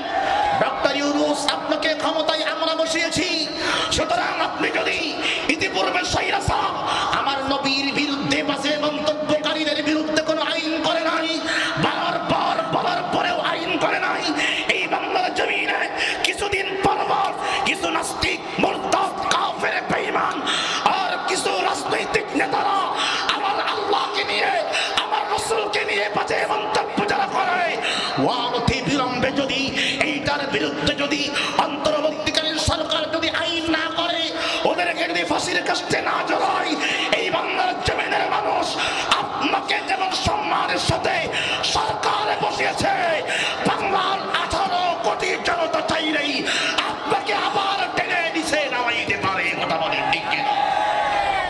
কথা ক্লিয়ার? কাউকে ভয় পেয়ে কথা বলা চলবে না। রাগ করতেছেন আপনারা? আমার কথায় কি আপনারা রাগ করতেছেন? আমরা সব ছাড় দিতে পারি, রাসূলের বিরুদ্ধে কথা বললে ছাড় দিবেন? কথা বলেন, ছাড় দিবেন? আমরা কোনো ছাড় দিতে রাজি নয়। সিদ্ধান্ত নাম্বার 1, এই পর্যন্ত আপনারা একমত? আরে কথা কয় না, কথা কয় না। এই পর্যন্ত সবাই একমত? আরো জোরে কোন সবাই একমত? জমির জন্য তো খুব মারামারি করতে পারেন। জমি 1 বিঘা কম হয়ে গেলে ওরে বাবা, এক ভাই আর এক ভাইয়ের খবর পেপারের মধ্যে আসছে, ছোট ভাই বড় ভাইয়ের কোরাল দিয়ে মেরে ফেলছে, কথা কয় না, কথা কয় না। জমি নিয়ে মারামারি। আর আজকে দেখি আওয়ামী লীগ আর বিএনপি সংঘর্ষ করতেছে সিলেটে, সুনামগঞ্জে, 2 গ্রুপ আগের থেকে মাইকে ঘোষণা দিয়ে মারামারি করতেছে, কথা বুঝতে পেরেছেন? আমার ভাইয়েরা গত 2 দিন আগে নাম্বার 1 সিদ্ধান্ত হলো, 2 নম্বর সিদ্ধান্ত, সবাই হাত তোলেন, সবাই হাত তোলেন, আবার হাত নামান, সবাই আবার হাত তোলেন, আল্লাহকে দেখান। যারা তুলবেন না মনে করবো আপনি আল্লাহর রাসূলের দুশমন। 2টা হাত তোলেন, আবার তোলেন, আবার নামান, আবার 2টা হাত তোলেন, আবার নামান। এইবার 2 নম্বর সিদ্ধান্তের কথা বলবো। আরে কথা বলে না, বলবো। 2 নম্বর সিদ্ধান্ত নিয়ে যান।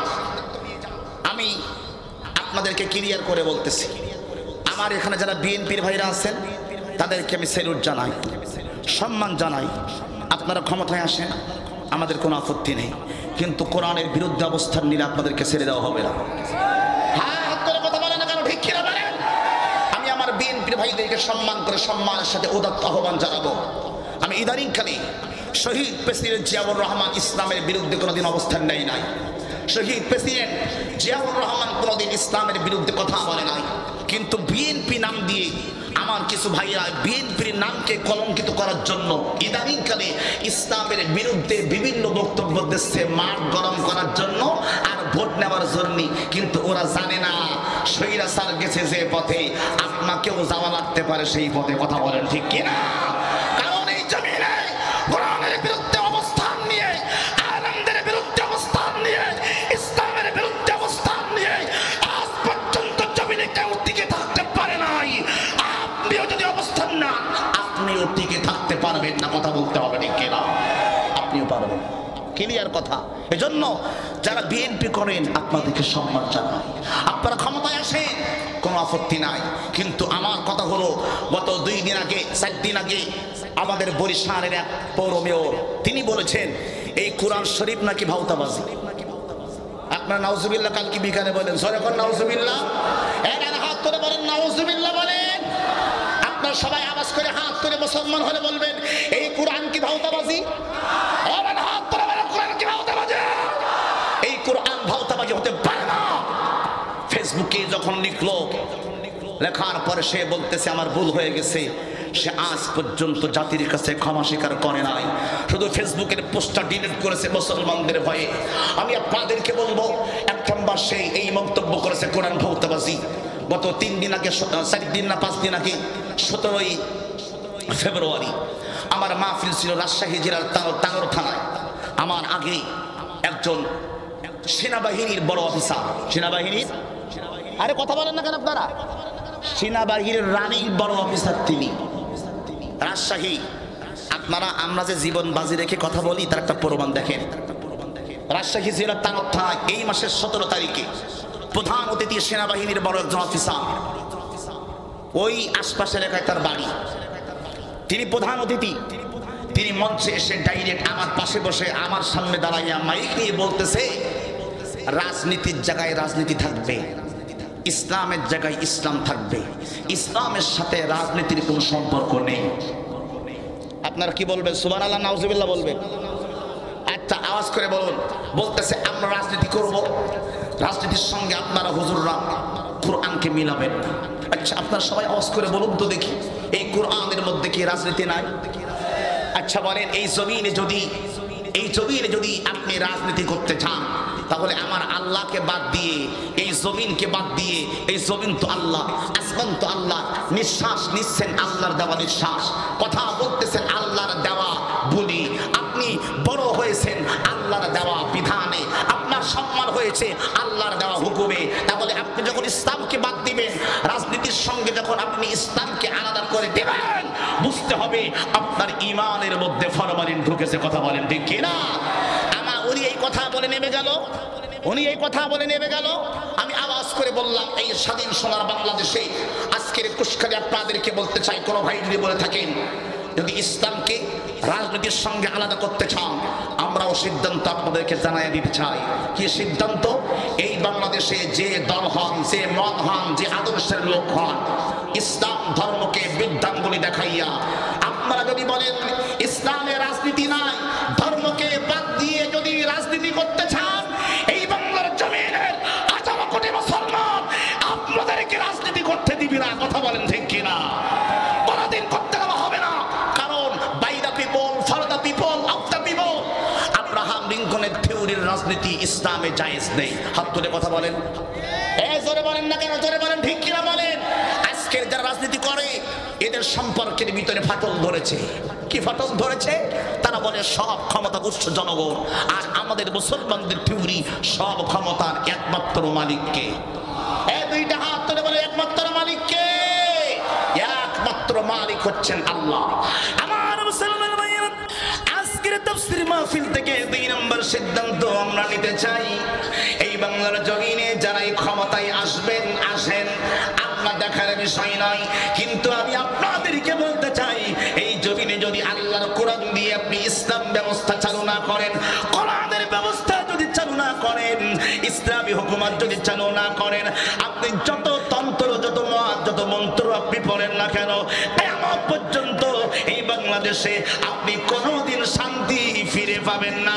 ক্ষমতার রদবদল হবে, নেতার রদবদল হবে, কিন্তু দেখবেন আমার ভাইরা, দেখবেন আজকে একজন ভাই সবার সামনে হুকুম দিয়া মাইক নিয়ে যমুনা টেলিভিশনে বলতেছে, আপনাদের এলাকার বাজার নিয়ন্ত্রণ করব আমি, সাদা নেব আমি, আমার কথাই সাদাবাজি চলবে। আওয়াজ করে বলুন, ইসলাম কি সাদাবাজি, সন্ত্রাসী সমর্থন করে নাকি? এই হাত তুলে কথা বলে, সমর্থন করে? ইসলাম সমর্থন করে না। আমি আপনাদেরকে বলে যাচ্ছি, তাফসীর মাহফিল থেকে শুনে যান আমার মুসলমান ভাইরা, যেখানেই মুসলমান হত্যা করা হয়, ওই রাজনীতি আমরা পছন্দ কি করব নাকি? হাত তুলে কথা বলেন, সবাই হাত তুলে কথা বলেন। ওই রাজনীতি আমরা পছন্দ করব না, কারণ কোরআন শরীফের মধ্যে আল্লাহ সুবহানাহু ওয়া তাআলা 6 নম্বর পারা 12 নম্বর পৃষ্ঠার মধ্যে বলেছেন, আমার ভাইরা, দুনিয়ার মুসলমান তোমরা শোনো, মিন আজলি যালিকা কাতাবনা আলা বানি ইসরাঈল আন্নাহু মান ক্বাতালা নাসা জামিআ।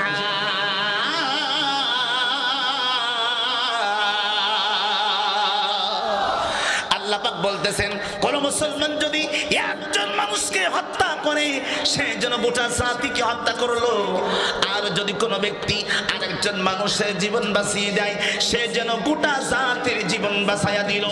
আল্লাহর নবী বলেছেন আজ পর্যন্ত ইসলামে আল্লাহর নবীজি হযরত আলী কাফেরের বুকের উপরে চড়ে বসেছেন, তাকে জবাই করবে, কাফের মুখের মধ্যে থুতু দিল, থুতু দিতে দেরি হয় নাই, হযরত আলী সঙ্গে সঙ্গে তাকে ছেড়ে দিলেন।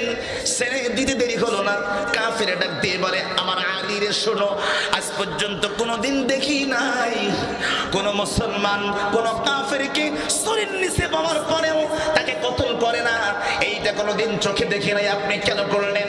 হযরত আলী ডাক দিয়ে বলে তাহলে শোনো, আমি এতক্ষণ পর্যন্ত ইসলামকে খুশি করতে আল্লাহকে খুশি করতে আমি তোমাকে হত্যা করতেছিলাম, কিন্তু তুমি যখন আমার মুখের মধ্যে স্যাপ লাগাইয়া দিলা আমার ব্যক্তিগত একটা রাগ তোমার প্রতি চলে আসছে, এই জন্য আমি তোমাকে জবাই করলাম না, ফিরে আসলাম, কারণ আমি আমার আল্লাহকে খুশি করতে চাই।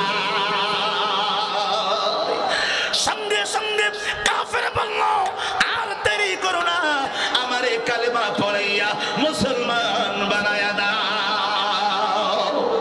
আমার ভাইরা এখান থেকে একটা শিক্ষা হযরত আলী দিয়ে গেছেন, এক উস্কানির ভাইরা রাজনীতি করতে চাইয়া একজন মানুষ যখন আরেকজন মানুষকে হত্যা করে, এই কুশকালির ভিতরে আছে, এই বইকারির মধ্যে আছে, এই ছয়গড়িয়ার মধ্যে আছে, আমার এই সদর থানার ভিতরে অনেক ভাইরা আছে, বড় ভাই করে আওয়ামী লীগ, ছোট ভাই করে বিএনপি। কথা কয় না কেন, কথা বলেন না কেন? আপন ভাইয়ের সাথে আপন ভাইয়ের সম্পর্ক নষ্ট, মাঝখানে দিছে ফাসিল, ভাই ও করে জামাত আর আমি করি আওয়ামী লীগ। এক ভাই আরেক ভাইকে পছন্দ করে না, তার বাস্তব প্রমাণ আমি নিজে। আমার ভাইরা আমার এলাকায় বড় ভাই করে বিএনপি, বড় ভাই করে জামাত, আর ছোট ভাই করে বিএনপি ডাক্তার। ও ডাক্তার মানুষ সারাদিন খালি বড় ভাইয়ের বিরুদ্ধে কথা বলে। কথা বোঝেন না, কথা বোঝেন না আমার ভাইরা, সারাদিন খালি বড় ভাইয়ের বিরুদ্ধে কথা বলে। বড় ভাই চেয়ারম্যানে ভোটে দাঁড়াইবে, আপন ছোট ভাই বলতেছে ওর মতন চোরের কেউ ভোট দেয় না, অথচ কিন্তু চোর না, একটা ভালো মানুষ। আল্লাহর কসম, আল্লাহর নবী বলেছেন যেই রাজনীতি আপনাকে হত্যা করতে শেখায়, কথা বলেন না কেন আপনারা? বাংলাদেশে এমন দল আছে, আমি নাম বললাম না, রাজনৈতিক দলের বড় নেতা কর্মীদেরকে ডাক দিয়ে বলে আজকের এলাকায় যত, এই এলাকায় একটা রেড দিবি, আর পুলিশ আসলে বলি দিবি, এইটা অমুক দল করে, ওরে জোর ধরে নিয়ে যায়। নিজের সন্তান দল করে বিদায় ছাত্র পড়াশোনা বাদ দিয়া ওর হাতের মধ্যে অস্ত্র তুলে দিছে, ও পড়াশোনার পরিবর্তে অস্ত্র নিয়া এখন রাজনীতি করে। এইরকম আছে না? আরে কথা কন না কেন, আছে না নাই? ইসলাম বলতেছে না না না, আল্লাহর নবী বলেছেন না না না, ইসলাম এইটা সমর্থন করে না। একজন মুসলমান তিন কারণে ছাড়া আর একজন মুসলমানকে হত্যা করতে পারে না। হাত তোলেন, হাত তোলেন, হাত তোলেন। কয় কারণ? জোরে পান, কয় কারণ? একজন মুসলমান তিন কারণে ছাড়া আরেকজন মুসলমানকে কোনোদিন হত্যা করতে পারে না। কিন্তু আমার ভাইয়েরা, আজকের বাংলার জমিনে আমরা মুসলমান তুচ্ছ থেকে তুচ্ছ ঘটনাকে কেন্দ্র করে এক ভাই আরেক ভাইকে হত্যা করতেছি, এক দলের মানুষ আরেক দলের মানুষকে হত্যা করতেছি। এইবার সবাই হাত তুলে বলবেন যেই দলের নেতা, এই খেয়াল করেন, যেই দলের নেতা, হাত পরে তোলেন, আগে শোনেন, যেই দলের নেতা তার কর্মীদেরকে অন্য দলের মানুষকে জবাই করতে বলে, যেই দলের নেতা অন্য দলের মানুষের ঘর বাড়ি পোড়াইয়া দিতে বলে, কথা কয় না? যেই দলের নেতা রাতের বেলায় পুলিশকে বলে দেয় অমুক লোক অমুক দম করে, ওরে ধরে নিয়ে যান, এক কথায় মানুষের বিপদে ফেলে। আল্লাহ রাসূল বলেছেন এটা ইসলামের থিওরি নয়, ইসলামের রাজনীতি নয়। আল্লাহু আকবার বলেন, তাই না? হাত তুলে বলতে হবে আল্লাহু আকবার বলেন, আরো জোরে করে আল্লাহু আকবার। আল্লাহর নবী কেমনে শিক্ষা দিলেন? এক ব্যক্তি চুরি করত, প্রতিদিন চুরি করত, চুরি করতে করতে সাহাবীরা ধরে আনছে, আনা পরে কয় এই আজকের থেকে তুমি আর চুরি করবা না। কি করবা না?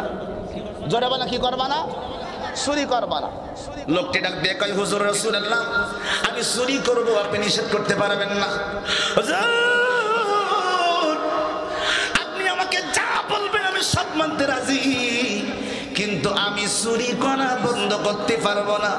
আমার নবীজি রাস্তা দিয়ে যখন যাচ্ছেন নবী বললেন যাও ঠিক আছে, তোমার কথার সাথে আমি একমত, আমি তোমাকে জানাই দিলাম আগামীকাল থেকে তুমি চুরি করবে কিন্তু মিথ্যা কথা বলতে পারবে না। ডান হাত তুলে বলুন আল্লাহু আকবার। লোকটি বলতেছে হুজুর আমি রাজি, খালি আপনি আমার চুরি করার পারমিশনটা দেন না। লোকটা চলে গেছে পরের দিন চুরি করতে, চুরি করে ফিরে আসতেছে। রাসূল কি বলছে? চুরি করবা, কি বলবা না? একটু জোরে বলেন, কি বলবা না? মিথ্যা কথা বলবা না। লোকটি যখন চলে আসতেছে হযরত আলীর সঙ্গে দেখা। আলী কই কিরে কই গেছিলি? সর কি কইব? কথা কয় না, সর কি কইব? ও চিন্তা করতেছে রাসূল কইছে মিথ্যা কথা বলা যাবে না। ও সঙ্গে সঙ্গে বলে দিছি হুজুর আমি চুরি করতে গিয়েছিলাম। হযরতে আলী কি ওর আদর করবে? আর কথা কয় না, আদর করবে। ওরে কঠিন মার দিয়েছে, ও মার খাই বাড়ি যাই বলতেছে কি সর্বনাশ, কালকের থেকে আরো সাবধানে চুরি করা লাগবে। রাসূল আমার পারমিশন দিয়েছে, কেউ কিছু করতে পারবে না। ও পরের দিন চুরি করতে গেছে, আবার চুরির মাল নিয়ে যখন রাস্তার মধ্যে আসে হঠাৎ করে হযরতে ওসমানের সঙ্গে দেখা। ওসমান বলে কই গেছিলি? কি কইব? এই জোরে কোন কি কইব? মিথ্যা কথা কি বলতে পারবে নাকি? রাসূলের সঙ্গে ওয়াদা করেছে। ও বলে হ্যাঁ ভাইরে আমিরুল মুমিনিন আমি চুরি করতে গেছিলাম। হযরতে ওসমান কয় কত বড় সাহস তুই চুরি করতে গেছিলি? আবার বুক ফুলুই আমার সামনে বলতেছি লাঠি নিয়ে আয়। ও সবার সামনে দেশে মার, ও মায়ের খাই পরের দিন বাড়ি গেছে। যাওয়ার পরে বলতেছে কি সর্বনাশ, কি বিপদ, বারবার চুরি করিয়া ধরা পড়ে, মিথ্যা কথা বলতে পারবো না, আজকের আমার গায়ের রংটা পাল্টাই নেবো যেন আমার চিনতে না পারে। ও পরের দিন পুরা শরীরে মাথা থেকে পা পর্যন্ত রং মেখেছে, ওরে যেন চিনতে না পারে।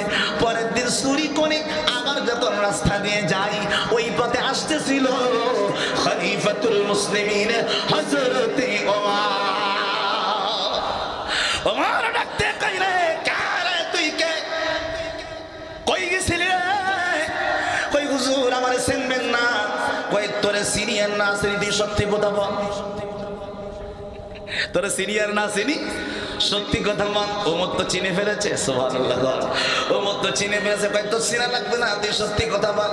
কই আমিরুল মুমিনিন রাসূল যদি না বলতো আমি আপনার সামনে মিথ্যা কথা বলতাম, যেহেতু রাসূলের সামনে ওয়াদা দিয়েছি আমি মিথ্যা কথা বলবো না, আমি চুরি করতে গিয়েছিলাম। আপনারা বলেন সেই ওমরের নাম শুনলে শয়তান 40 দিন ওই পথ দিয়ে আসতো না। ওই ওমরের সামনে সত্যি কথা বলিতেছে, ওর কি আদর করবে নাকি? কথা কোন আদর করবে? ওরে তো ওমর কঠিন মার দিছে, এমন মার খাই ও ফজরের নামাজ না পড়ি ও সোজা গেছে রাসূলের দরবারে। যাইয়া কয় দিনের নবী গো, ও দিনের নবী আপনার কথা আপনি ফেরত নেন, আমার চুরি আমার ফেরত দেন। কয় তার মানে? কয় হুজুর আপনি আমার এমন এক কলে ফেলাই দিয়েছেন, আপনি এক দিকটি বলেছেন চুরি করা যাবে, অপর দিকটি বলেছেন মিথ্যা কথা বলা যাবে না। এখন আমি যেখানে যাই ধরা পড়লি সত্যি কথাই বলা লাগে। হুজুর গো তার মানে আমি বুঝতে পারলাম আমার রাসূল গো আপনি নিষেধ করেছেন মিথ্যা কথা বলা যাবে না। আর মিথ্যা কথা যদি আমি বলতে না পারি আমি চুরি করতে পারবো না। হুজুর আপনার হাতে হাত রেখে কালেমা পড়ে নিলাম, আর কোনোদিন আমি মিথ্যা বলবো না, চুরিও করব না। এটার নাম ইসলাম। জোরে বলো এটার নাম কি? আরো জোরে বলো এটার নাম কি?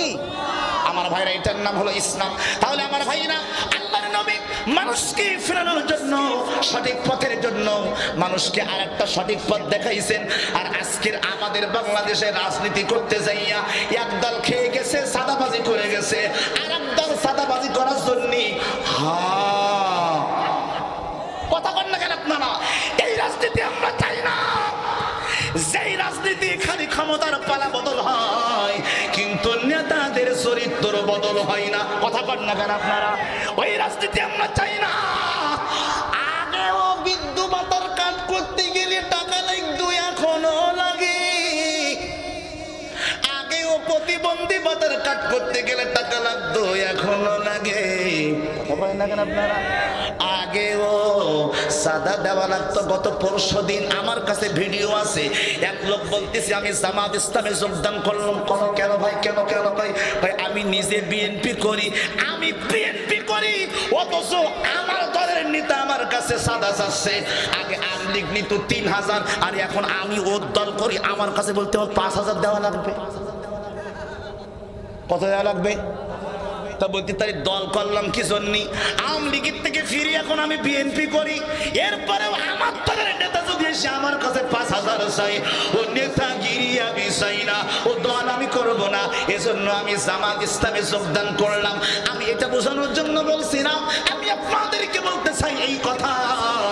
আগেও যারা চাঁদাবাজি করতো, এখন যারা ক্ষমতায় আসবে ওরাও যদি চাঁদাবাজি করে, আগে যারা ভোট চুরি করেছে এখনো যদি তারাও ভোট চুরি করে, আগেও যারা মানুষ হত্যা করেছে এখনো যারা আসবে ওরাও যদি মানুষ হত্যা করে, আগেও যারা মানুষের ঘর বাড়ি পুড়িয়েছে এখনো যদি মানুষের ঘর বাড়ি তারাই পোড়ায়, আগেও যারা মানুষকে দেখে দেখে মামলা দিয়েছে, মামলা 50টা 100টা মামলা দিয়েছে, এখনো যদি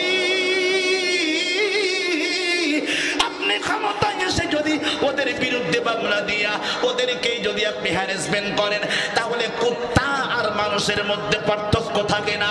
কুত্তার স্বভাবই মানুষকে কামড়ানো, মানুষের স্বভাব পাই না কুত্তারে কামড়ানো। কথা কন ঠিক কিনা? রাগ করতেছেন আমার কথায়? আমার কথা রাগ করতেছেন? কথা বুঝবেন, কথা বুঝবেন।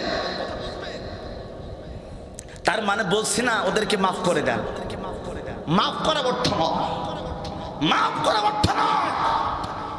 আমার কথা হলো এই, চরিত্র বদলাতে হবে আমার রসুলের দেখানো পথ দিয়ে। হাত তুলে কথা বলেন, কথা বলেন ঠিক কিনা? কার দেখানো পথ দিয়ে চরিত্র বদলাতে হবে? রসুলের দেখানো পথ দিয়ে চরিত্র বদলাতে হবে। এই সমাজে, সমাজ ব্যবস্থার মধ্যে সেই দিক, সেই পথ আমরা দেখে যেতে চাই। আল্লাহ আমাদেরকে কবুল করুন, বলেন আমিন। সবাই দুইটা হাত উঁচু করেন, সবাই দুইটা হাত উঁচু করেন। আমরা আজকের এই কোরআনের মাহফিল থেকে একটা সিদ্ধান্ত নিব, যে 2 নম্বর সিদ্ধান্ত আমরা নিলাম যে আমরা অন্যায়মূলকভাবে কোনো ব্যক্তির উপরে আক্রমণ করব না। কি করব না? কি করব না? আক্রমণ করব না। আর 3 নম্বর হাত তুলেন দেখি, দেখি এই কথা বলার পর যারা হাত নামাবে বুঝবেন তারা তারা হাত তুলেন সবাই। এবার সত্যি কথা বলেন, অন্তর থেকে বলবেন, আপনারা কি এই দেশে ইসলামী শাসন চান? আচ্ছা, কারা কারা চান? এটা 2টা হাত এভাবে খাড়া করে দেখান তো আল্লাহকে। সবাই চান? আচ্ছা, হাত নামা। এবার সত্যি কথা বলে আমি এই কথাটা বলেই দোয়া করবো, যেহেতু রাত গভীর করবো না, এখন কাজের সময় সবাই কাজকাম করে সবাই করে, 12টা বেজে গেছে, 12টার পরে বয়ান করা ঠিক না। আমি আপনাদেরকে এতটুকু বলে শোনেন সবাই, আজকের এই মাহফিল থেকে সিদ্ধান্ত নিতে হবে, আজকের মাহফিল থেকে সিদ্ধান্ত নিতে হবে আমার ভাইয়েরা। আগামী সামনে যে সময়টা আমাদের সামনে আসতেছে, এই জমিনে 53 বছর আমরা দেখেছি। কয় বছর? সবাই কথা বলবেন, কয় বছর? সবাইকে আমরা দেখেছি কে কি করেছে এদেশের জন্য, এদেশের মানুষের জন্য কে কি করেছে আমরা দেখেছি। কিন্তু আজকে আমরা দেখতে চাই আগামী নির্বাচন যেই হোক না কেন, যাকেই দেই না কেন, আমাদের স্বপ্ন একটাই, আল্লামা সাঈদীর রেখে যাওয়া স্বপ্ন, যে আমরা আল্লাহর এই কোরআন এবং আব্রাহাম লিঙ্কনের থিওরি, এই 2টার সমন্বয় করে সংবিধান যদি আমরা তৈরি করি, তাহলে বাদ যাবে আব্রাহাম লিঙ্কনের থিওরি, থেকে যাবে কোরআনের সংবিধান। এইবার আওয়াজ করে বলুন, এই কোরআনের সংবিধান আমরা কায়েম করার জন্য প্রস্তুত আছি না নাই? 2টা হাত তুলে বলুন, প্রস্তুত আছি না নাই? আচ্ছা, প্রস্তুত যদি থাকেন তাহলে নির্বাচন যদি আসে, নির্বাচনের সময় ভোটটা কি আপনারা ওই লাঙ্গল মার্কা দেবেন তো নাকি? কথা কয় না, কথা কয় না। তাহলে নৌকা মার্কা দেবেন? আরে কথা বলেন, কোথায় দেবেন? না না, আমি দাড়িপাল্লার কথা বলে বলতেছি না। আমি দাড়িপাল্লার নাম বলার জন্য, প্রচার করার জন্য এখানে আসি নাই। আমি বলতে চাচ্ছি, এটা দাড়িপাল্লা হোক আর ফুল মার্কা হোক, এটা আমার বিষয় না। বিষয় হলো যার হাতে থাকবে কোরআন। সবাই হাত তোলেন, বলেন যার হাতে থাকবে কি? আপনাদের সামনে হাত নামান, হাত নামান। যারা এই কোরআনটা হাতে নিয়ে বলতে পারবে সবার সামনে যে আমাকে যদি নির্বাচনে আপনারা দাঁড় করান তাহলে কোরআনের সংবিধান দিয়ে আমি রাষ্ট্র চালাবো, তাহলে আমরা ওই একবার তাকে দেখবো। কয়বার দেখবো? আরে কথা বলেন, কয়বার দেখবো? আমরা একবার দেখবো। কয়বার? বেশি না, একবার। সবাইকে তো সুযোগ দিয়েছেন, দেন নাই? সবাইকে সুযোগ দেননি আপনারা? সবাইকে সুযোগ দিয়েছেন। তাহলে যে আপনার সামনে কোরআন নিয়ে হাত করে বলবে যে আমি কোরআন দিয়ে রাষ্ট্র পরিচালনা করব, এই কথা যদি আপনাকে কেউ ওয়াদাবদ্ধ হয়, আপনি একবার এই কোরআনওয়ালা মানুষকে, সে যেই হোক, সেই কোরআনওয়ালা মানুষকে আপনি ক্ষমতায় আনেন। আনার পরে আপনি দেখেন 53 বছরে কি হয়েছিল আর এখন কি হয়েছে। ছোট্ট একটা নমুনা আপনাদেরকে দেই।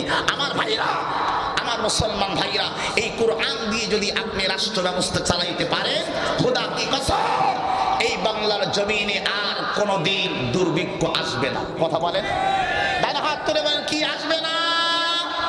দুর্ভিক্ষ আসবে না। নাম্বার ওয়ান, যদি কোরআন দিয়ে আপনি বাংলাদেশের শাসন ব্যবস্থা চালু করেন, তাহলে আমার ভাইরা ওই রাজনীতি নিয়ে প্রত্যেকদিন সুপ্রিম কোর্টে, হাইকোর্টে, সাতক্ষীরা জজ কোর্টে, যে জন্য আপনি বারবার বিচারের আদালতের সামনে যান, বিচারের কাজ করে আপনাকে মিথ্যা মামলার হাজিরা দেওয়া লাগে। এই মিথ্যা মামলার হাজিরা আর দেওয়া লাগবে না, কারণ কোরআন মানুষকে সঠিক পথের দিশা দেখাবে। আমার ভাইরা, সামনে রমজান মাস আমাদের সামনে আসতেছে।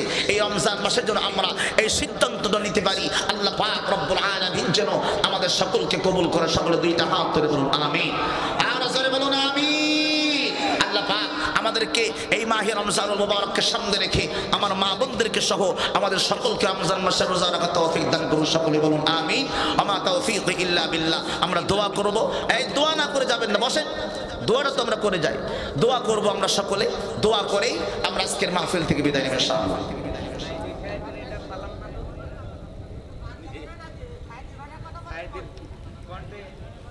শুনবেন আপনারা, শুনবেন। 12টা বেজে গেছে তো।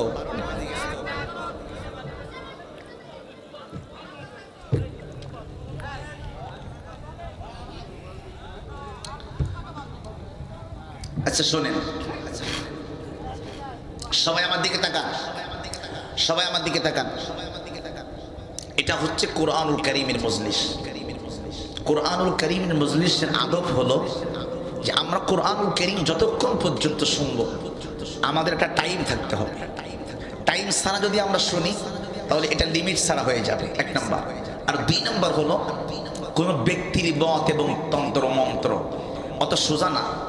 বাংলাদেশে আপনারা যারা এখন চিল্লাচ্ছেন যে আমি ইসলামকে ক্ষমতায় আনতে চাই, আপনি আইনি দেখেন তো, কথা বলেন না কেন? এত সহজে না। আপনাকে অন্তরে বদ্ধবোধ করতে হবে। আপনারা সাইদি হুজুর ওয়াজ শুনবেন, আমি শোনাবো, কিন্তু কথা হলো একটাই, শর্ত হলো একটাই, এই তাফসীরের ময়দান থেকে আপনাকে সিদ্ধান্ত নিতে হবে। কি সিদ্ধান্ত? আমি এমন একজনকে নির্বাচিত সমাজের নেতা বানাবো, উনি পাস করুক আর না করুক। সবাই বলেন পাস করুক আর না করুক। আমরা চিন্তা করি কি যে ওরে ভোট দিব, ও কি পাস করতে পারবে? যদি পাস করতে না পারে আমার ভোটটা জলে যাবে না, এই চিন্তা করে তাকে ভোট দেয় না। কি বলেন আপনারা? এই চিন্তা করে তাকে কি দেয় না? ভোট দেয় না। এইবার আপনার সবাই বলুন, কেউ ক্ষমতায় আসুক আর না আসুক, আপনি হাসরের ময়দানে আল্লাহকে বলতে পারবেন, আল্লাহ এই সিকরি কুশখানের মানুষ কেউ ইসলামের পক্ষে একটা ভোট দেয় নাই, আমি পাস করার চিন্তা করি নাই, আমি ভোট দিয়েছিলাম। আল্লাহ আপনার রায়টাকে আল্লাহর দরবারে গ্রহণযোগ্য করে আল্লাহ আপনাকে জান্নাতের বাসিন্দা বানাবে। কিন্তু আপনি চিন্তা করবেন কে পাস করবে কে ফেল করবে, এই চিন্তা করবেন না। তো আল্লামা সাইদি রহমতুল্লাহি তাআলা আলাইহি উনি গোটা বাংলাদেশে একটা মিশন নিয়ে নেমেছিল। সেই মিশনের মধ্যে একটা ছিল এটা যে উনি কোরআনুল কারীম দিয়ে এই মানুষদেরকে কোরআনের সঠিক পথের দিশা দেখাবে। তো সেই কোরআনুল কারীমের কথা যখন তিনি বলতেন, তখন আল্লাহ পাক ওনার এই একটা কণ্ঠ দিয়েছিলেন। কি দিয়েছিলেন? একটু কথা বলেন আপনারা, কি দিয়েছেন? আল্লাহ ওনাকে একটা কণ্ঠ দিয়েছিলেন। এই কণ্ঠ দিয়ে উনি যখন কোরআন শরীফের কথা বলতেন তো মনে হতো যেন আসমান থেকে কোরআন শরীফ নাজিল হচ্ছে। সুবহানাল্লাহ বলেন। আল্লাহ এত সুন্দর কণ্ঠ ওনার ভিতরে দিয়েছিল। তো আল্লামা সাইদি চট্টগ্রাম প্যারেড ময়দানে, উনি চট্টগ্রাম প্যারেড ময়দানে 5 দিন ব্যাপী তাফসীর মাহফিল হতো। আমি প্রায় জায়গায় যে কথাটা বলে যাই, এই চট্টগ্রাম প্যারেড ময়দানে তাফসীরুল কোরআন মাহফিলে তিনি একটা ওয়াজ করেছিলেন। ওনার যে বক্তব্যটা শুনে 1 জন 2 জন নয়, 25 জন হিন্দু কালেমা পড়ে মুসলমান হয়েছিলেন। আর একটু জোরে বলা যাবে না সুবহানাল্লাহ? আরো জোরে বলুন সুবহানাল্লাহ। 5 দিন ব্যাপী তাফসীর মাহফিলে উনি জেলখানায় যাওয়ার আগে এই ওয়াজটি উনি করে গিয়েছিলেন যে মুতার যুদ্ধে 3 জন সাহাবীকে আল্লাহর নবী রাহমাতুল লিল আলামিন সেনাপতির দায়িত্ব দিয়েছিলেন। কয়জন? 3 জন। একজনের নাম রাসূলের পালিত পুত্র হযরতে যায়েদ, আর 2 নম্বরে ছিল হযরতে রাসূলের করিমের চাচতো ভাই জাফর বিন আবি তালেব, আর 3 নম্বরে সেনাপতির দায়িত্ব দিয়েছিলেন হযরতে আব্দুল্লাহ বিন রাওয়াহা, যিনি নতুন বিবাহ করেছিলেন কিন্তু বাসর ঘর করতে পারেন না। 3 জনকে আল্লাহর নবী বললেন, যাও তোমরা তোমাদের পরিবারের কাছ থেকে বিদায় নিয়ে আসো, বিদায় নিয়ে তোমরা জিহাদের ময়দানে চলে যাও। তো রাসূল যখন বিদায় নিতে বলেছেন তার মানে কি তারা আর ফিরে আসবে? বলেন ফিরে আসবে? সাহাবীদের আর বুঝতে বাকি নাই যে আমরা আর ফিরে আসবো না। ইতিমধ্যে হযরতে যায়েদ বিদায় নিলেন, হুজুর আমার মা তো আয়েশা, আমি কার কাছ থেকে বিদায় নিব? আমি যুদ্ধের জন্য প্রস্তুত। ডান হাত তুলে বলুন আল্লাহু আকবার। বাকি থাকলো 2 জন। 1 নম্বরে হযরতে জাফর বিন আবি তালেব। হযরতে জাফর বিন আবি তালেব রাদিয়াল্লাহু তাআলা আনহু জিহাদের ময়দানে যাওয়ার জন্য রেডি হয়ে গেলেন। আল্লাহর নবীকে বললেন, ইয়া রাসূলুল্লাহ ইয়া হাবিবাল্লাহ, জিহাদের ময়দানে আমি জিহাদ করতে যাব, আমি আমার পরিবারের কাছ থেকে বিদায় নিব গো নবী। আল্লাহর নবী সাহাবী হযরতে জাফর বিন আবি তালেব পরিবারের কাছে গেলেন, যাওয়ার পরে বললেন, ইয়া রাসূলুল্লাহ ইয়া হাবিবাল্লাহ, আমাকে সুযোগ দেন, আমাকে সময় দেন, আমি আমার পরিবারের কাছ থেকে বিদায় নিতে চাই। ইয়া রাসূলুল্লাহ ইয়া হাবিবাল্লাহ, হযরতে জাফর বিন আবি তালেব বাড়ির দিকে রওনা হলেন। প্রতিমধ্যে হঠাৎ করে বিবির সঙ্গে দেখা হয়ে গেল। বিবিরে ডাক দিয়ে বলে, বিবি রে, আল্লাহর নবী আমাকে জিহাদের ময়দানে সেনাপতি বানিয়েছেন, আমি নির্ঘাত শহীদ হয়ে যাব। আমার 2টা সন্তানের দিকে তুমি খেয়াল করবে, আর তুমি আমার হকগুলি আদায় করতে পারি নাই, আমাকে ক্ষমা করে দিবি। হযরতে জাফরের স্ত্রী আসমানের দিকে 2টা হাত তুলে আল্লাহর কাছে 2টা হাত তুলে বলে, মালিক আমার স্বামীকে তুমি আমার কাছে আমার ফেরাইয়া দিও। হযরতে জাফর সঙ্গে সঙ্গে কাফ থেকে তরবারি বের করতে দেরি হলো না, সঙ্গে সঙ্গে উল্টা তরবারি দিয়া হযরতে জাফরের স্ত্রীর হাতের মধ্যে আঘাত করলেন। আঘাত করতে দেরি হলো না, হযরতে জাফর বলে, বিবি রে, উল্টা দোয়া করো না, উল্টা দোয়া তোমার আল্লাহর দরবারে কবুল হবে না। আল্লাহর নবী আমাকে জিহাদের ময়দানে সেনাপতি বানিয়েছেন, আমি জিহাদের ময়দানে শহীদ হয়ে যাব। তুমি আমার জন্য দোয়া করো, আমার সন্তানের দিকে খেয়াল করো, আমার সন্তানের হকগুলি আমাদের করতে পারি নাই, তুমি আমাকে আল্লাহর হস্তে ক্ষমা করে দিও।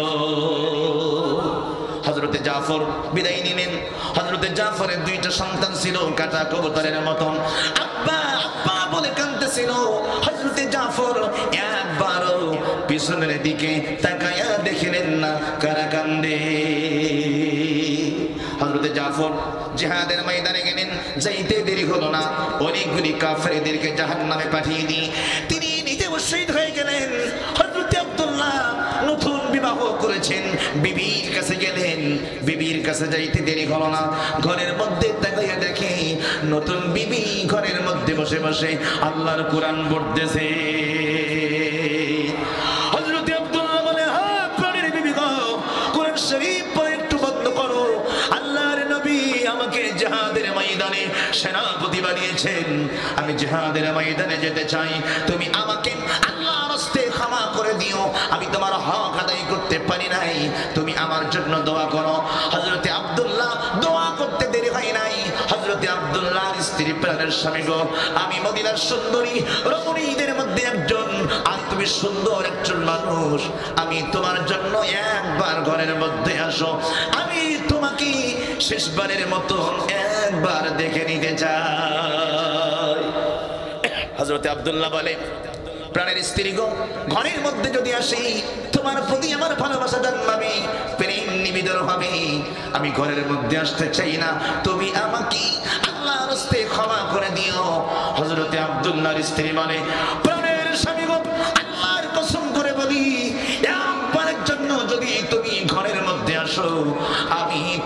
সঙ্গে কোনো প্রেম নিবেদন করব না। আমি শুধু একবার তোমাকে শেষবারের মতন দেখে নিতে চাই, যেন হাসরের ময়দানে আল্লাহর কোটি কোটি কোটি কোটি বান্দাদের মধ্য থেকে আমি তোমাকে স্বামী হিসাবে চিনে নিতে পারি। হযরত আব্দুল্লাহ জিহাদের ময়দানে গেলেন, অনেকগুলি কাফেরদেরকে জাহান্নামে পাঠিয়ে দিয়ে তিনি এবার শহীদ হওয়ার জন্য রেডি হয়ে গেলেন। কাফেরগুলি এক জায়গায় চলে আসলো, হযরত আব্দুল্লাহর ডান হাতের মধ্যে আঘাত করলো। ডান হাতের মধ্যে আঘাত করতে দেরি হয় নাই, সঙ্গে সঙ্গে ডান হাত কেন কেটে পড়ে গেল। বাম হাতের মধ্যে কাফেররা আঘাত করলো, বাম হাত কেন কেটে পড়ে গেল। ডান হাত আর বাম হাত কাটা দুইটা হাত নিয়ে ইসলামের পতাকা হযরত আব্দুল্লাহ দুইটা পা দিয়ে জড়িয়ে ধরে রেখেছিল, মাটির মধ্যে ইসলামের পতাকা পড়তে দেই নাই। কাফেররা চিন্তা করলো আব্দুল্লাহকে এমন ভাবে শহীদ করা যাবে না। সঙ্গে সঙ্গে এক জায়গায় হয়ে গেল, কাফেররা অনেক শক্তি বৃদ্ধি করে হযরত আব্দুল্লাহর ডান পায়ের মধ্যে আঘাত করলো। ডান পা কানা কেটে পড়ে গেল, বাম পায়ের মধ্যে আঘাত করলো, বাম পা কানা কেটে পড়ে গেল। ডান হাত আর ডান পা, দুইটা পা আর দুইটা পা চারদিকে ছড়িয়ে গেল। হযরত আব্দুল্লাহ ইসলামের পতাকা কাটা দুইটা হাত আর কাটা দুইটা পা দিয়ে এক জায়গায় করে দাঁত দিয়ে কামড়িয়ে ধরে রেখেছিল, ইসলামের পতাকা মাটির মধ্যে পড়তে দেই নাই। কাফেররা এক জায়গায় হয়ে চিন্তা করলো এভাবে তাকে শহীদ করা যাবে না, তার পা কেটে দিলাম, এখনো পর্যন্ত ক্ষান্ত হয় নাই। হাত দুইটা কেটে দিলাম, ক্ষান্ত হতে পারে নাই। হযরত আব্দুল্লাহ শক্তি সব জোগাড় করে হযরত আব্দুল্লাহ গর্দানের মধ্যে আঘাত করলো। এক আঘাতে হযরত আব্দুল্লাহর মাথা চলে গেল একদিকে, আর গর্দান চলে গেল একদিকে, দেহ চলে গেল একদিকে। হযরত আব্দুল্লাহ ইসলামের পতাকা দাঁত দিয়ে কামড়ে ধরে রেখেছিল, মাটির মধ্যে পড়তে দেয় নাই। ইতিমধ্যে খবর গেল, ইয়া রাসূলুল্লাহ, ইয়া হাবিবাল্লাহ, আপনার আব্দুল্লাহ জিহাদের ময়দানে শাহাদাতের পেয়ালা পান করেছেন। আল্লাহর নবীজি রাহমাতাল লিল আলামিন সঙ্গে সঙ্গে চলে আসলেন। হযরত আব্দুল্লাহ দেখলেন দুইটা হাত দুই দিকে পড়ে রয়েছে, দুইটা পা দুই দিকে পড়ে রয়েছে, আর মাথা একদিকে, আর গর্দান আর একদিকে, দেহ একদিকে, মাথা একদিকে। আল্লাহর নবীজি সাহাবীদেরকে বললেন, সাহাবীরা এক্ষুনি আমার আব্দুল্লাহর সমস্ত বডিগুলো এক জায়গায় করো। এক জায়গায় করতে দেরি করো না, ইয়া রাসূলুল্লাহ, ইয়া হাবিবাল্লাহ, আপনার আব্দুল্লাহর মাথাটা আমরা খুঁজে পাচ্ছি না। সাহাবীরা খোঁজ করলেন, খোঁজ করতে করতে দেখে